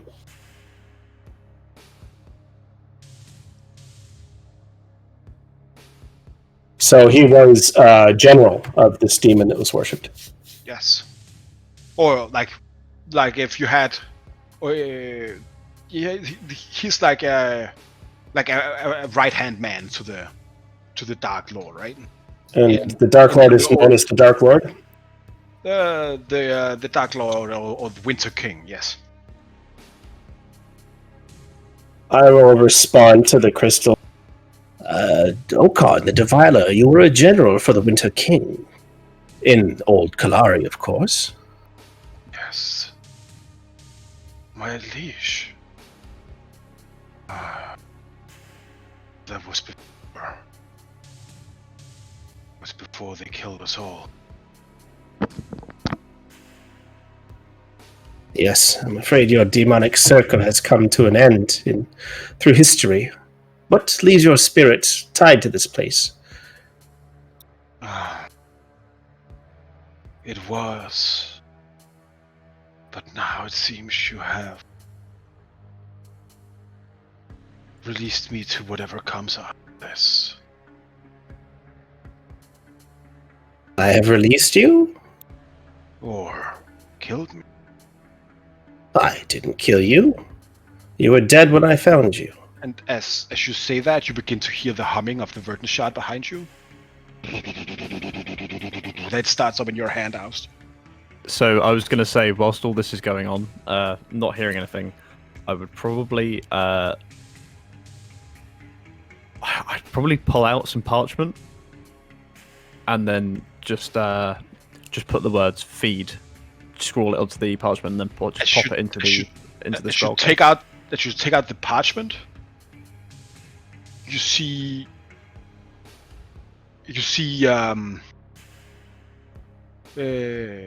as you put down the ink, feed, it just dries in and disappears into the paper. Is that some kind of a question or how do you mean that? It's me asking whether the blade or the entity is looking to sate its hunger. Your answer is the blade that begins to hum again. I'll go look over, noticing this hum. Ost, I don't know if your blade's reacting to this, but this crystal itself contains a demonic soul, one long past, long forgotten. And this is when you see the fracture. That you destroyed the vessel. That is what he meant. It might be breaking. Well, I think we've had enough dealings with souls today, haven't we? I believe so. I'll step aside and you do your thing. And at that I'll say, farewell, demon. It's rare that I meet someone from your lineage. I will, bonus action, not that it matters, transform the blade into the shape of a spear. Yeah. And I will do essentially a semi-run up, and I will just plunge it into the center of this crystal. As you see the crystal splinter. Time slows a bit for you, Nongo. As you see the light glimpse out. And yellow particles surround the green. I shall see what comes next then. With a flash of light as it is absorbed into the shard. Step over to Ost. Yeah. But, it's a shame to see such a creature of power not studied more thoroughly, but it seems your sword was requiring it. I'm sure we wouldn't. I'm sure this probably not the last time we'll hear from it. Souls seem to have a funny habit of coming back round. But for the best, don't you think? For now? I think we should be very careful on who you tell that your sword is consuming these dark souls. Mr. Nongal, I don't plan on telling anyone. Good. Your secret's safe with me. And Nongal will pick up some crystal shards, if there's any shards left. I would also, if there is any. There's lots of small crystals, kind of growing out of the rock. I'll smash them off. Let's grab some. These are weird, and as you cast Identify, this is a kind of crystal you haven't seen before. That Nongal hasn't seen before. Wow. That's great. Actually, no. No, I like it because it's super mysterious. Then. No, it is. But give me I would say a nature check here. Actually. Nature. Okay. Yes. May I do the same? Yes. Go ahead. Oh yeah, 19. Fantastic. Another natural one. Wow, buddy. Natural one again. You need to make a sacrifice to the dice gods, I think. Yeah. Throw away a d20 or something, I don't know. Do we have a larger bonus to history, Nongal? History? You pissed off some elder god, probably. No, I have the same to history as I do nature. Unless this is Arcana based, that's about my best skill. No, I think this might be history. You haven't seen this before, but you might think you actually know what it is. If it's history, can I roll 2? Yeah, sure. Go ahead. Because even if I get a natural 1 on that, I've got plus 10. 17. 17, sure. There is a kind of, or was a kind of fabricated crystal that was made specifically or all over the world before the time of Arkan.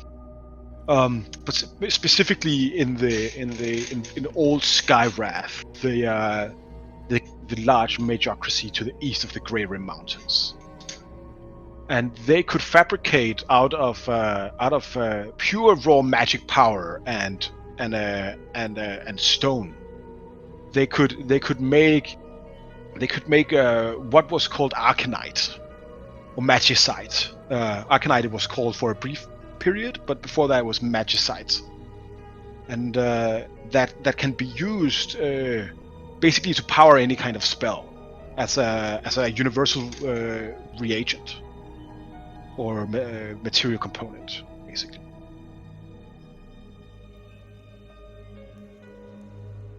Is this crystal active? It works. Yes. I'll tell Ost, as he's looking curiously at this as well. This is something I've never seen before, only read about. It's possible that this is magicite. It is able to replace the need of expensive components. It's a kind of a component all for any kind of spell that you wish to cast. I've heard the we name, but we should gather it all. I would agree. Roll me 1d10, please. 8. You have 800 GP's worth of magicite. Okay. That was a Wow. really good roll for you, yeah. So that can that'll replace diamond dust, right? Yep, it will replace anything. I think I think this Nongle will be needs more to. useful for you than anybody else. Yeah, I think I'm going to put that right onto my character sheet. I'll put that as consumable. If there is like a slightly larger crystal of it, just looks sort of just separate, then I will take a single one. But just to not for more just for curiosity's sake, rather than necessarily. You can take. You find eight kind of continuous crystals. So if you want one of them, you can say that to Nongle. Okay, cool. Oh. What about all right, does anyone wants to do something else before we end the scene and stop for today? Yeah, I want to identify the items he gave us. Sure, you can identify I mean, that. we need to do that, right? And I want to take a look at the throne as well while we're here. Just see if there is any kind of identifying historical marks or engravings, etc. Yeah. What part again do you mean again? The altar? The throne, over here. Go ahead and give me a history check. Cool. It's the only thing that it's the only thing I can do half decently. He says 26. All right. You have the invocation that makes it so you can see, like, read anything, right? Eyes of the Runekeeper. Yeah, I have Eyes of the Runekeeper, so I can read anything. This is not historical. This is contemporary Tlinkali religion. Okay. It is many kind of prayers to the Dark Defiler. Cool. That is probably this Okon that has been swallowed by the Vision Shot. Yeah, so Nongle's collecting the crystals. He gives you a complete history of everything about the Defiler, Okon, everything. He knows it all. Fantastic. It's actually scary how much Nongle knows about religious matters. Concerning demons, Bit of a especially. fanboy, are we, Nongle? But it's my job with the tower. Arcane and religion is my specialty. There's little that I don't know about either subject. Cool. So, Fizz, do you have anything you would like to do until before we end for today? Discuss our next step, what we're doing next. All right. Are you guys up for that? That would also help me greatly. Yeah. Preparing for next time. Yeah. I know it's horrible running late idea. on your Let's go Jonas. to Staunch Flow next time, I guess. No, we're bypassing Staunch Flow. We're never going there. Roar put so much work into that map. We're just not going to. Whisper to Sophie. I agree with you. Whatever you say, I support you. But I need to go kill these insect things in the back. It's itching. It's itching in my axe hands. There's a lot of them. Yes, they are a swarm after all. All right, but you need to leave, Jonas. Yeah, exactly. So All right. see you later, guys. See you, buddy. See ya. See you. All right. And the rest of you, will you discuss where you're going for next time, or what is your idea? So Staunch Flow, I guess.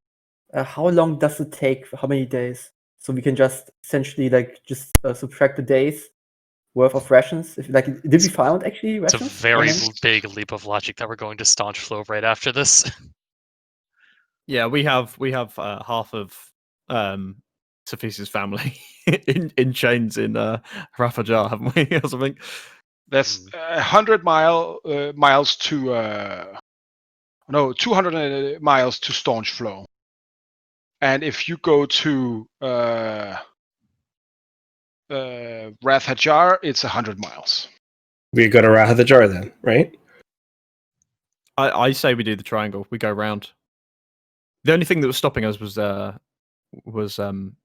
Nongul's timeline, essentially. I If say Rafajar. yeah, but I mean, I think most of us would want to go to Rathajar, so that means Noggle will just have to contact the pillar and see what the hell they say. Yeah. Put it this way: if we go to Staunch Flow next, then we miss out. Then we have to go back on ourselves to get a Rafajar. If we go to Rafajar, we can still go into Staunch Flow. We're gonna have to go past it anyway. So Right, yeah. Fierce But, would be on okay, Nongul's so- side there.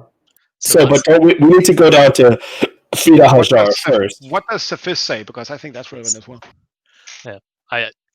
Are we discussing this out of character or in character right now? Yes. Yeah. Well, I'm saying all of this out of character, but to be honest, in character, I'd probably say the same thing. So Not it. Yeah, because Safis is going to Rathajar is his point.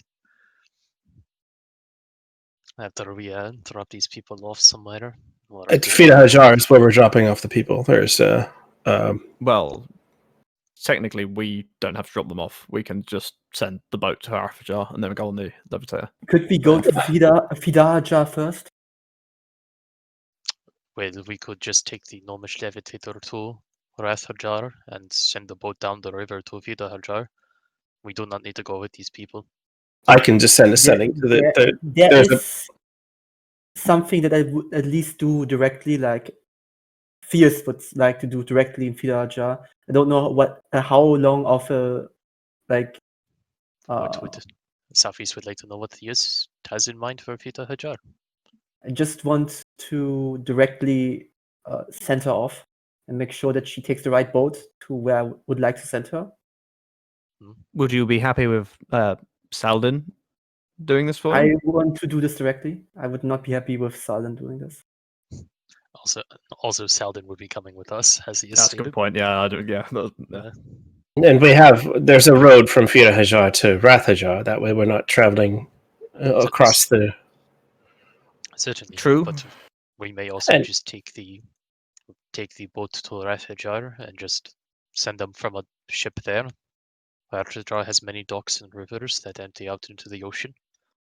No, there was a pillar outpost at Fida Hajar that Noggle kind of wanted to go to, but he can just use his sending spells. And It's fine. There's a much larger one in recommend, Rathajar. by the way. Oh, there is. Okay, all right.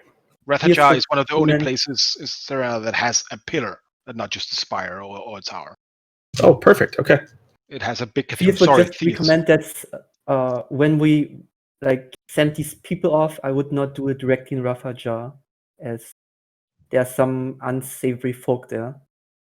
At least we should send these people off somewhere where they feel a little bit safer. Well, if we go to Rath Hajar, aren't we ending the slave? The ring that's there? Safis would like to know which one you are talking about. All But of yes. them? Not In- all of in them, term- not by a long shot, but at least this one. What do we There are know of many different- Rafajar in There are terms of? dangerous folks there in Rafajar, and I don't feel safe sending these people, staying with these people in Rafajar or sending a boat from Rafajar with these people. When we enter it, then they might know that we have not only these people who were slaves before, and this girl who was brainwashed by them. If we go directly to Rafajar, there's a high chance that we undo all the good things that we just did. What do we know about Rafajar in terms of are there smaller settlements on the outskirts of Rafajar? Is it just a case of it's like a walled city and then there's nothing outside of that? All right, I'll tell you the common knowledge of Rathajar real quick. Sure. Rathajar is a large city with an old, with a lot of tombs of the old Dragonborn emperors. Big triangles in the desert. In the center of Rathajar is the basalt pillar, which is the western center of conventicle learning. It is the only places with larger kind of conventicle presences that is not the Tranquil Pillar itself is New Wrath and Kato. Would it be safe to say that Nongol has been to Rathajar then? Definitely. Okay. It is a big city with lots of people and lots of poor people. You have slaves and drug dens, and it is a very comfortable place if you're rich. Or an outstanding member of the Tranquil Pillar. Precisely. Well, every town that has a Magister's Club is comfortable, right? Yeah. What if... And just mindlessly spitballing here, what if we took everybody, but we kept them on the ship? We outfit the ship from the ship from there, and then we move on to Fida Hajar. They stay on the ship in port. I'm happy to pay for the dock fees, if any. We can probably hire some protection or protect them ourselves whilst we do what we needs to be done. Then we move the ship on. Where was the ship heading? They can't just send them directly from Fida Hajar somewhere. If we are all, the only thing I want to do is like go to Fida Hajar and then send them to a safer place than. What I'm concerned about is this is someone else's ship. We're sailing into dock. This isn't our ship, right? Yeah, so where were these slaves going? Safis would also like to remind Theus that where do you intend to send them? You say safer place, safe but place that I know of. Where though?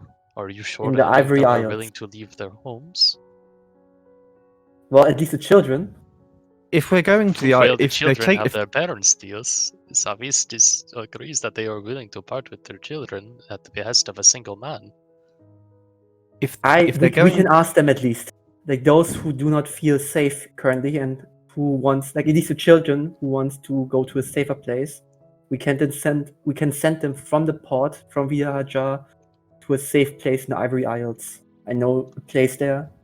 We can pay the dock fees, the ship fees, and then send them to a safer place. Those who want to, and the others can stay in Fida Hajar. And then while we go to Rathajar and bust up this slavery ring, they can wait in Fida Hajar, those who want to, and then they can return as soon as we are finished with our business there. I'm already doing compromise here. Like I would usually I would not recommend to go to a Rathajar. I would say we should immediately go like Stormflow and like break the slavery ring up from there. Because so many of you want to go to Rathajar, at least let us go to Fida Hajar and send those who want to a better place then, and safer place than this. Then Savis thinks we should ask them before we head down there if these people wish to head to Fida Hajar and then to the Ivory Isles. Then we will send them that way and we can discuss if we will go as a group. But I think we should know their opinion before we start to assume they will go where you want them to go. This is why I said we asked them first, but for that we do have to go to Fida Hajar first. Because this is a safer haven, safer port than Rathajar. But Safi thinks we can ask them now. For all we know, they may wish to just disappear into the desert. Safis will go and ask the NPCs what they collectively want to do with their lives going forward. Isn't there some ritual going on at Staunchflow regarding these slaves? Yes, this is why I recommend, like, this is where the source happens, but because people want to go to Rathajar, okay? Let's go to Rathajar first. If rituals do take time, and we don't want this ritual to be completed. I mean, we've dispersed their trade route from their slaves, but that's still not... There's a time limit to Staunchflow. Safis would like to make this very clear to the group here. The slave ring is not out of Staunchflow. It is out of Rathrajar. We have not disrupted her trade route. We have disrupted one of her ships. Safis is very hesitant to say we have done much damage to her business at all. Well, yes, but we're aware that there's a ritual going on in Staunchflow. Shouldn't we worry about disrupting that first, and then we head to Rathajar afterwards? We don't know exactly what's happening in Rathajar, but we know that there's victims to be fallen in Staunchflow. Wouldn't it be beneficial? To be freed in Rathrajar as well. We also know that there are countless groups of Trinkari stealing people from the deserts at the behest of this slaving cult. Safis thinks cutting off the snake's head, as you say. One would also assume that the children on this ship are due for Staunchflow. It's not out of the realm of possibility that we have at least some of their components. A leap of faith, but ironically, but something to consider.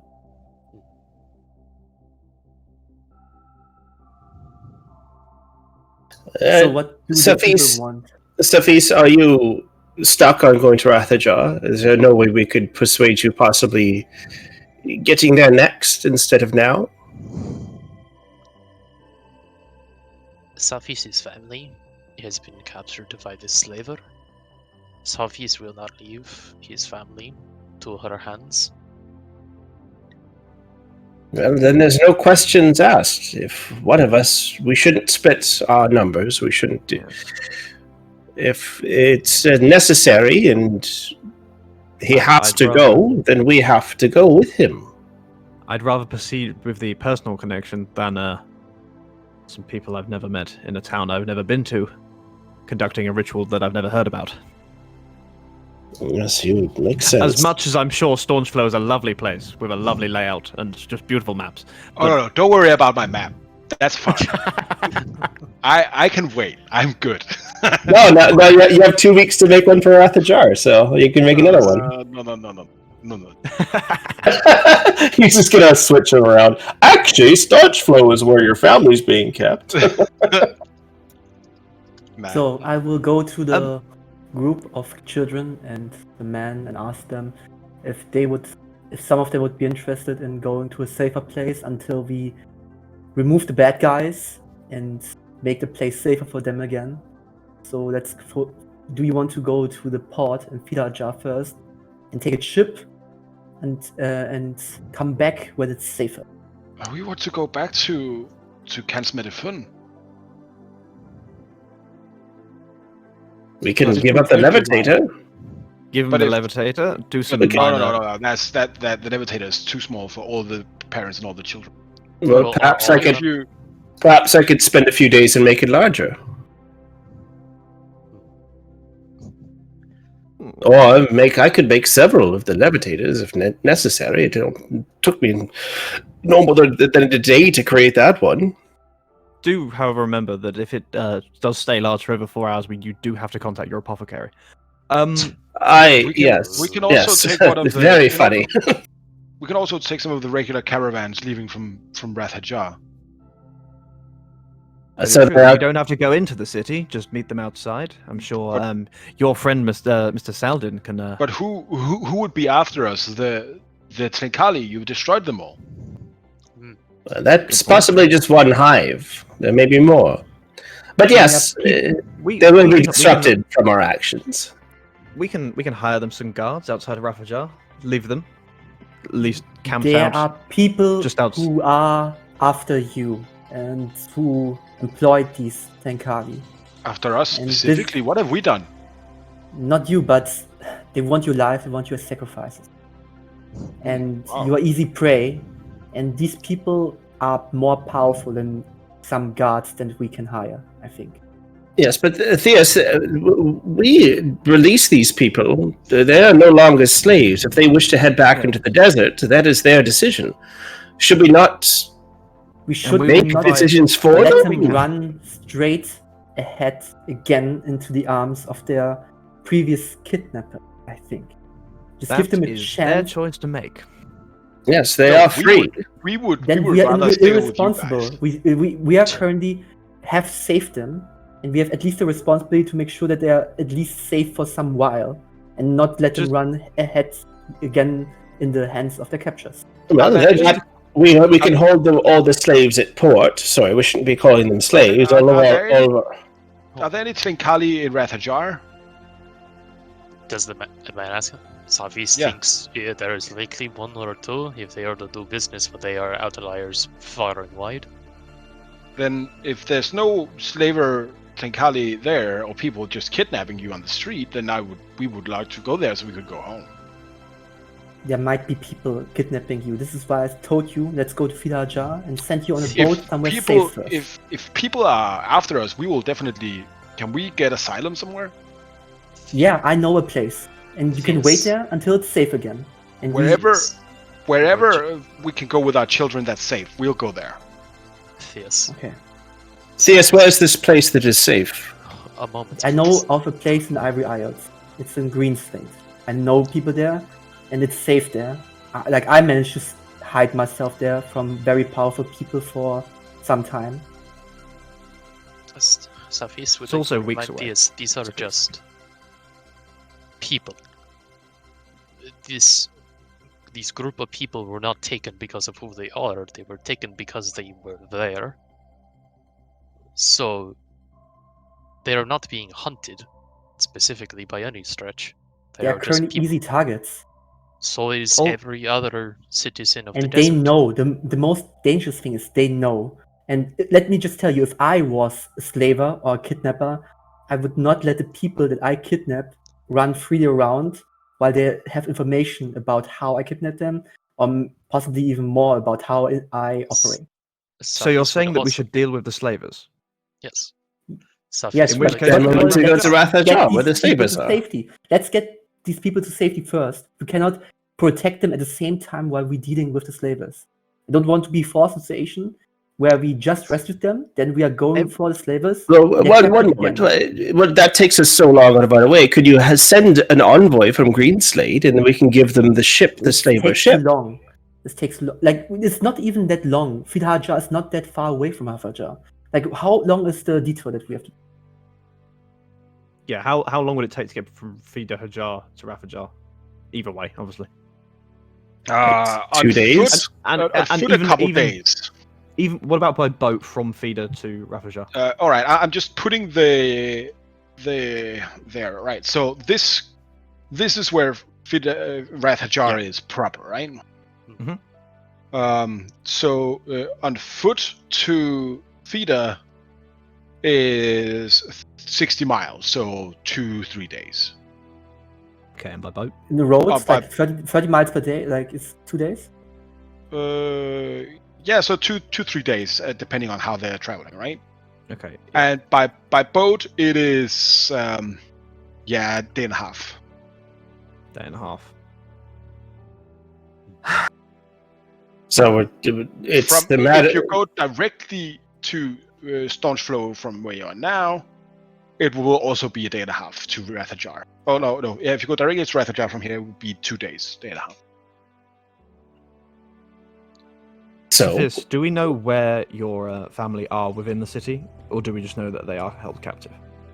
Safis knows where the slaver who holds them captive. Saldin might know more, but Safis knows where she lives. Safis knows vaguely where she keeps her warehouses. He says with a little bitter note in his voice. Perhaps, and again, just floating the idea.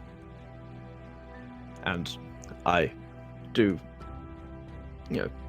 I do hesitate at splitting the party, but perhaps perhaps we all go to Rafajar. Everybody stays in the boat for the time being. Some of us stay in Rafajar for the few days, whilst the boat goes round to Fida. In those few days, we set ourselves up, identify the locations where your family are, and then once everybody's back, we hit those places. We can at least establish contacts and who knows whatever else while we're there. I'd imagine it's not going to be a case of walking into the city and just blasting. It's going to take some time. Sunface would also like to reiterate the point that Nurgle had brought up about having a stolen ship. While possibly the ship itself is not an immediate hazard, it is possible that when it is sailed into Fida Hajar, her people will be aware of it, or even just the city guard will be aware of it, and will arrest us. This vessel has been this vessel is bound for staunch flow. We should keep it as far away from there as possible. So we take the ship down the river to Rathajar, and then they can take that ship then to Greenslade or whatnot, or wait in the docks. We can put them up, so to speak. But we need to keep them away from staunch flow. Perhaps I could use some of my magic to change the way the ship is designed, the way it looks. That was my thought. What we can do, like we are currently on that river, like we can sail until that point on the river. One part can go already to Rafajar and establish that. The other will like take the ship as close as possible to Fidajar without going into the city. Okay. We leave the ship outside of the city, like far away. Let the people go on foot into the city and organize a ship from Fidajar to Greenslade for them. Those who want to. Okay. So I could probably disguise the ship or remake it. So I think that's fair. We go to Fida Hajar. We finish with the slaves that the rescues that we have now. After that, it's a hop and a skip over to Rathajar. Especially using the Nomad Levitator, we'll be there in less than a day. Well, we could just take the full boat at that point. If we're offloading the boat. Yeah, if we're changing it, if we're disguising it. Yes. Then that's true. There might be nice to have a boat. Levitator does go on ground. Did I just give you a fucking ship? Perfect. Yeah. Yep. Of course. Yeah. Great. Yep. Yeah, we're pirates now. Yar. Pirate campaign now. Yo. All right. What are we gonna call it? Guy with a monkey for an arm. All right. Safis to propose the Banshee's whale. Safis would suggest that we split here. Some of us take the Gnomish Levitator to Rathajar to establish context, like Oz said. I know a man or two. Saladin absolutely knows a man or two. I'm familiar with the pillar there. It's one of the more greater pillars of the area. I'll travel to Rathajar with you. Yes, it seems. But you need either Dongle or Bjorn to pilot any of the boats, right? Yeah. Oh no, we have the guys we rescued can pilot the boat. If they know how to. Right, because the one guy that we healed at the end of last session, he is able to sail a ship. Was he? Was I don't that remember. guy, or was that? I thought that was the guy that we saved at the other place. Yeah, I Yeah, thought I that was the think guy that we saved from the sand skiff that was sunk in the sand sea. Yeah. It was those three. So I would ask they had Bjorn already if we left. can I'd keep these probably people say that- safe. But so sorry. Just I mean, I could only. finish my Sorry. question that I had for Nurgle. Yeah. So Safis has a question. Nurgle. If Safis is remembering correctly, how did you arrive at Ost's digging camp? Teleportation? Can you do that again? No, that's frankly you can't do that unless you have express permission from the pillar or on pillar business. I am not capable of using those types of magics without express permission. So no, that is out of the question. Teleportation will not be allowed. Is it possible that you could be teleported back to your home, get all these books that you were always talking about, and then meet us back in Rathajar? No. And your story for why this is important is because you have word that there is a illegal dark god cult doing things illegally and darkly. Because I'm a researcher, not necessarily an adventurer of sorts, if I go back to the Tranquil Pillar, they'll have me tied up there for months. So, returning to the Tranquil Pillar is not an option. I think it would seem to me the larger of the two ships is probably the more unwieldy. So we need the most experienced captain. First of all, I mean, I do have some knowledge in sailing ships, but for minutes a day. Yes, but minutes a day, I cannot pilot a ship. No. So I have the knowledge of the ages ability, which gives me 10 minutes. I can take any proficiency, so I can do that twice a day. So I can pilot the ship for 20 minutes a day. So I'm not a pilot. So we're do any probably of the- better off. The do any of person the with the lower. NPCs Sorry, go on. Sorry.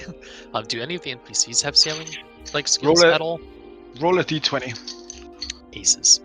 Where is it? 20, 20, 20, 20. Oh, Now we're having a full discussion to see whether we split up the I party. have here. I'm Jack of loving all it. trades. Would it help me in any way? That is half proficiency in sailing. Yeah. You could probably get it there. It wouldn't be fast, and it might go wrong, but you could probably if I figure it have out. Bjorn with me, if I have Bjorn with me, would it help? Bjorn has proficiency in naval, so he can say whatever Yeah. he wants. I think Bjorn. It makes sense for Bjorn to go with the larger ship. Yeah. If you're taking them down here, then you're his scald. I so- will allow you. All right, let's say that I will allow Nongle's knowledge of the ages to work for a whole travel day, but only on the nomad levitator he made himself. Yeah, that's what Okay. I'm thinking. I think we're better off Nongle driving the Nomad, and then probably Fierce and Bjorn taking the ship south to Feeder, and then meeting us. Either taking the ship round to Rafajar, meeting us there if we change it in advance, or if we don't change it in advance, leaving it at Feeder and then picking it up later on the way out of Rafajar. Yes. Sapis thinks this is a good So idea. essentially, the only person that is accounted for then is Oust. So it's where I would be better suited. And I'm willing like to. Bjorn and me are enough. Like the only thing we're doing is like unloading the people that we saved and sending Vega to the Green State, and then we Interesting. will get up to you. Like we don't need like 3 people there. Like Bjorn and me are more than enough. And Then I Sapis join would you in also- Rafajar. I'm sure I can fall under the radar of any of the Imperium that happen to be sniffing around. Well, Safis would like to ease your voice in that regard, considering Rafajar is both independent and any Imperium that is still there is a, how do you say, disillusioned with the Empire. Are they now? A good number of them, yes. After all, their legion was abandoned here some however many years ago after the Civil War. Oh, that is jolly interesting. I'm going to Rafajar. Yes. Good. Notable, Well, notable, the slaver woman we are going to deal with is one such disillusioned legionnaire. She was a legate. Well, it's excellent. Then you may be able to talk some sense into her. Before we kill her, of course. I've got a feeling talking might be out of the question. Remark. And then you said killed her, and then he looked fine with that remark. So, yes, I We can at least can get see the close. look. I can see the look even on your feline face that this mission is drenched in blood. So, the Theus agent of the and Convention. Bjorn, Theus and Bjorn, if you head south down to Fida Hajar, the rest of us will head to Rath Hajar, set up our locations. I will discuss with the pillar or whatnot. It will take you a day and a half to get to Fida Hajar. It will take us 2 days to get to Rath Hajar, so it will only be a day that we're separated, assuming you can deal with everything quickly in Fida Hajar. It won't take long. Can we get some of the gems? Just pay the ship and the captain. It will be a long journey. They need rations. I will give them 200 gold pieces. Okay, Yeah, this no, is 200 enough. gold Is it enough? For 200 like, gold sending- pieces is a fortune. You could probably Yeah. buy houses for all of these people with that. Okay, how much do I I- need to like get a ship safely with all the people and rations, and maybe some extra gold to Green Slate so they can like keep the people there. A travelling economy, though, on my money. Thank you. And just is there a question on raw? Like how much do I need? Probably to get everybody to Green Slate plus food. Let me just look at this GM screen. Where's the prices? Go up to 300. Let's see. No more. Yeah, I'll say 200 is probably fine. Okay. Okay. Any change, I want it back, and you owe me. But and I'll mark that off mine for the time being. In which case, I'm down to 7. All right. We 722. then see each other in 2.5 days, right? Yes. Yes. I will send you messages daily, Theus, to make sure that everything is still on schedule. All right. And I Theus, expect that from you. Yeah. when the girl is safe and gone, I want the locket back. I know. The amulet. Yeah. Just yeah, saying. I know. Do not I let her know. leave with it. Yes, I Simple know. as that. Thank you for the locket. Thank you, all. Thank you. Yeah, and the money. There we go. Right. We earned that together. It's it's a loan. That's fine. Right. Well then. We can talk about the business on the other day. So Also, forget shall I'm we? kind of like your public relations manager. So I would need to, That's great. I'm responsible for the PR of the group here. Don't forget. That's fantastic. I love it. All right. Well, And with then. that bombshell, I think We'll hit staunch flow. Don't worry. I know. Can we Items. also, like, You need just to give us what the items are. Just tell us, and then we can Yeah, figure it you out guys later. got Yeah. to then we'll stop finish. being in over each other. Dion, you were saying. Yeah, can we also, like, because it's quicker, like, if nothing happens, can we just for next session subtract the days that we, like, did things, so we can just talk over, so we're all together again after the days we did? If nothing Yeah, happens sure. in the... I will. Yeah, yeah. We will plan so we don't spend time on just doing downtime things. All right. Okay, cool. With that, what you found was Gauntlets of Ogre Strength, and a Flail +1. And I can't find what was the last item I said you found because Flail. Oh, Oh, shield, sorry. Shield. Yeah. And the last one is a shield of warning, sentinel shield. The sentinel shield is pretty interesting because it is. Let's have a look at the sentinel shield here. It's advantage on initiative and wisdom, perception checks, right? That is correct. And of course, a sentinel shield has a name Oh. because it warns you, right? Oh, yeah. This one is called Kanji.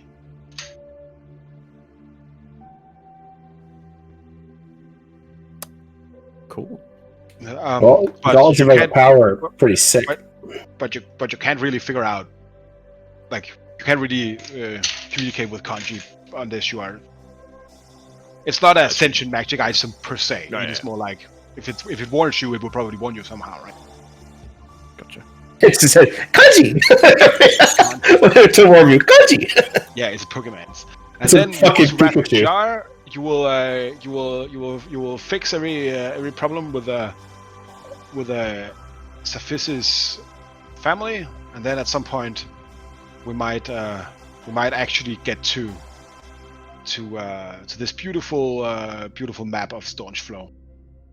And what a beautiful map it is. Yes. Oh, what a map. All right, well, I'm going to cut off the stream. Thank you all for watching. I'll do some shout-outs, Roar. Yes, let us do some shout-outs. Well, let me check here. On my... Oh, wait, are we going to show off the... yeah, here we're going to show off Roar's work here. Definitely showing that off because I can. Yeah, there you have it. Staunch Flow by night. And that's what you're missing next time. But I will have a place ready for you guys. So thank you everybody again. Thanks to Nick for saving our our servers. Everything was not working, but then he went in and he made the fix. So we are very happy about that. Thank you for all of the free music lying on YouTube. That has been our background here today. And thank you to all of you people who have watched for 5 minutes, an hour, or on YouTube. Please go write us on the Reddit or in the comments down below. We would love to engage with you. If you have any cool ideas, do that. I am making a world building stream on next Thursday with Alex. So you and me, boy, we're going to do some world building. That's really fun. We already have some of that. That's on the YouTube. Go ahead and have a look at that. All of the links is down below in the about section on Twitch or in the about section on YouTube. Yeah, we call the session Seize the Dice. That's when basically we're not playing Storms over Cerenar and we're not actually playing a different game. When we're just talking D&D and talking RPGs, Seize the Dice. So that's the name of our show, per se. We already have a couple episodes out on there, so please check it out. All right, that's it. And if that's all, thank you for watching, and good night. All right. Good night. Bye-bye. Oh, Good well, night. Bye-bye. we made it through not being political. And now here comes the cutout of the sound.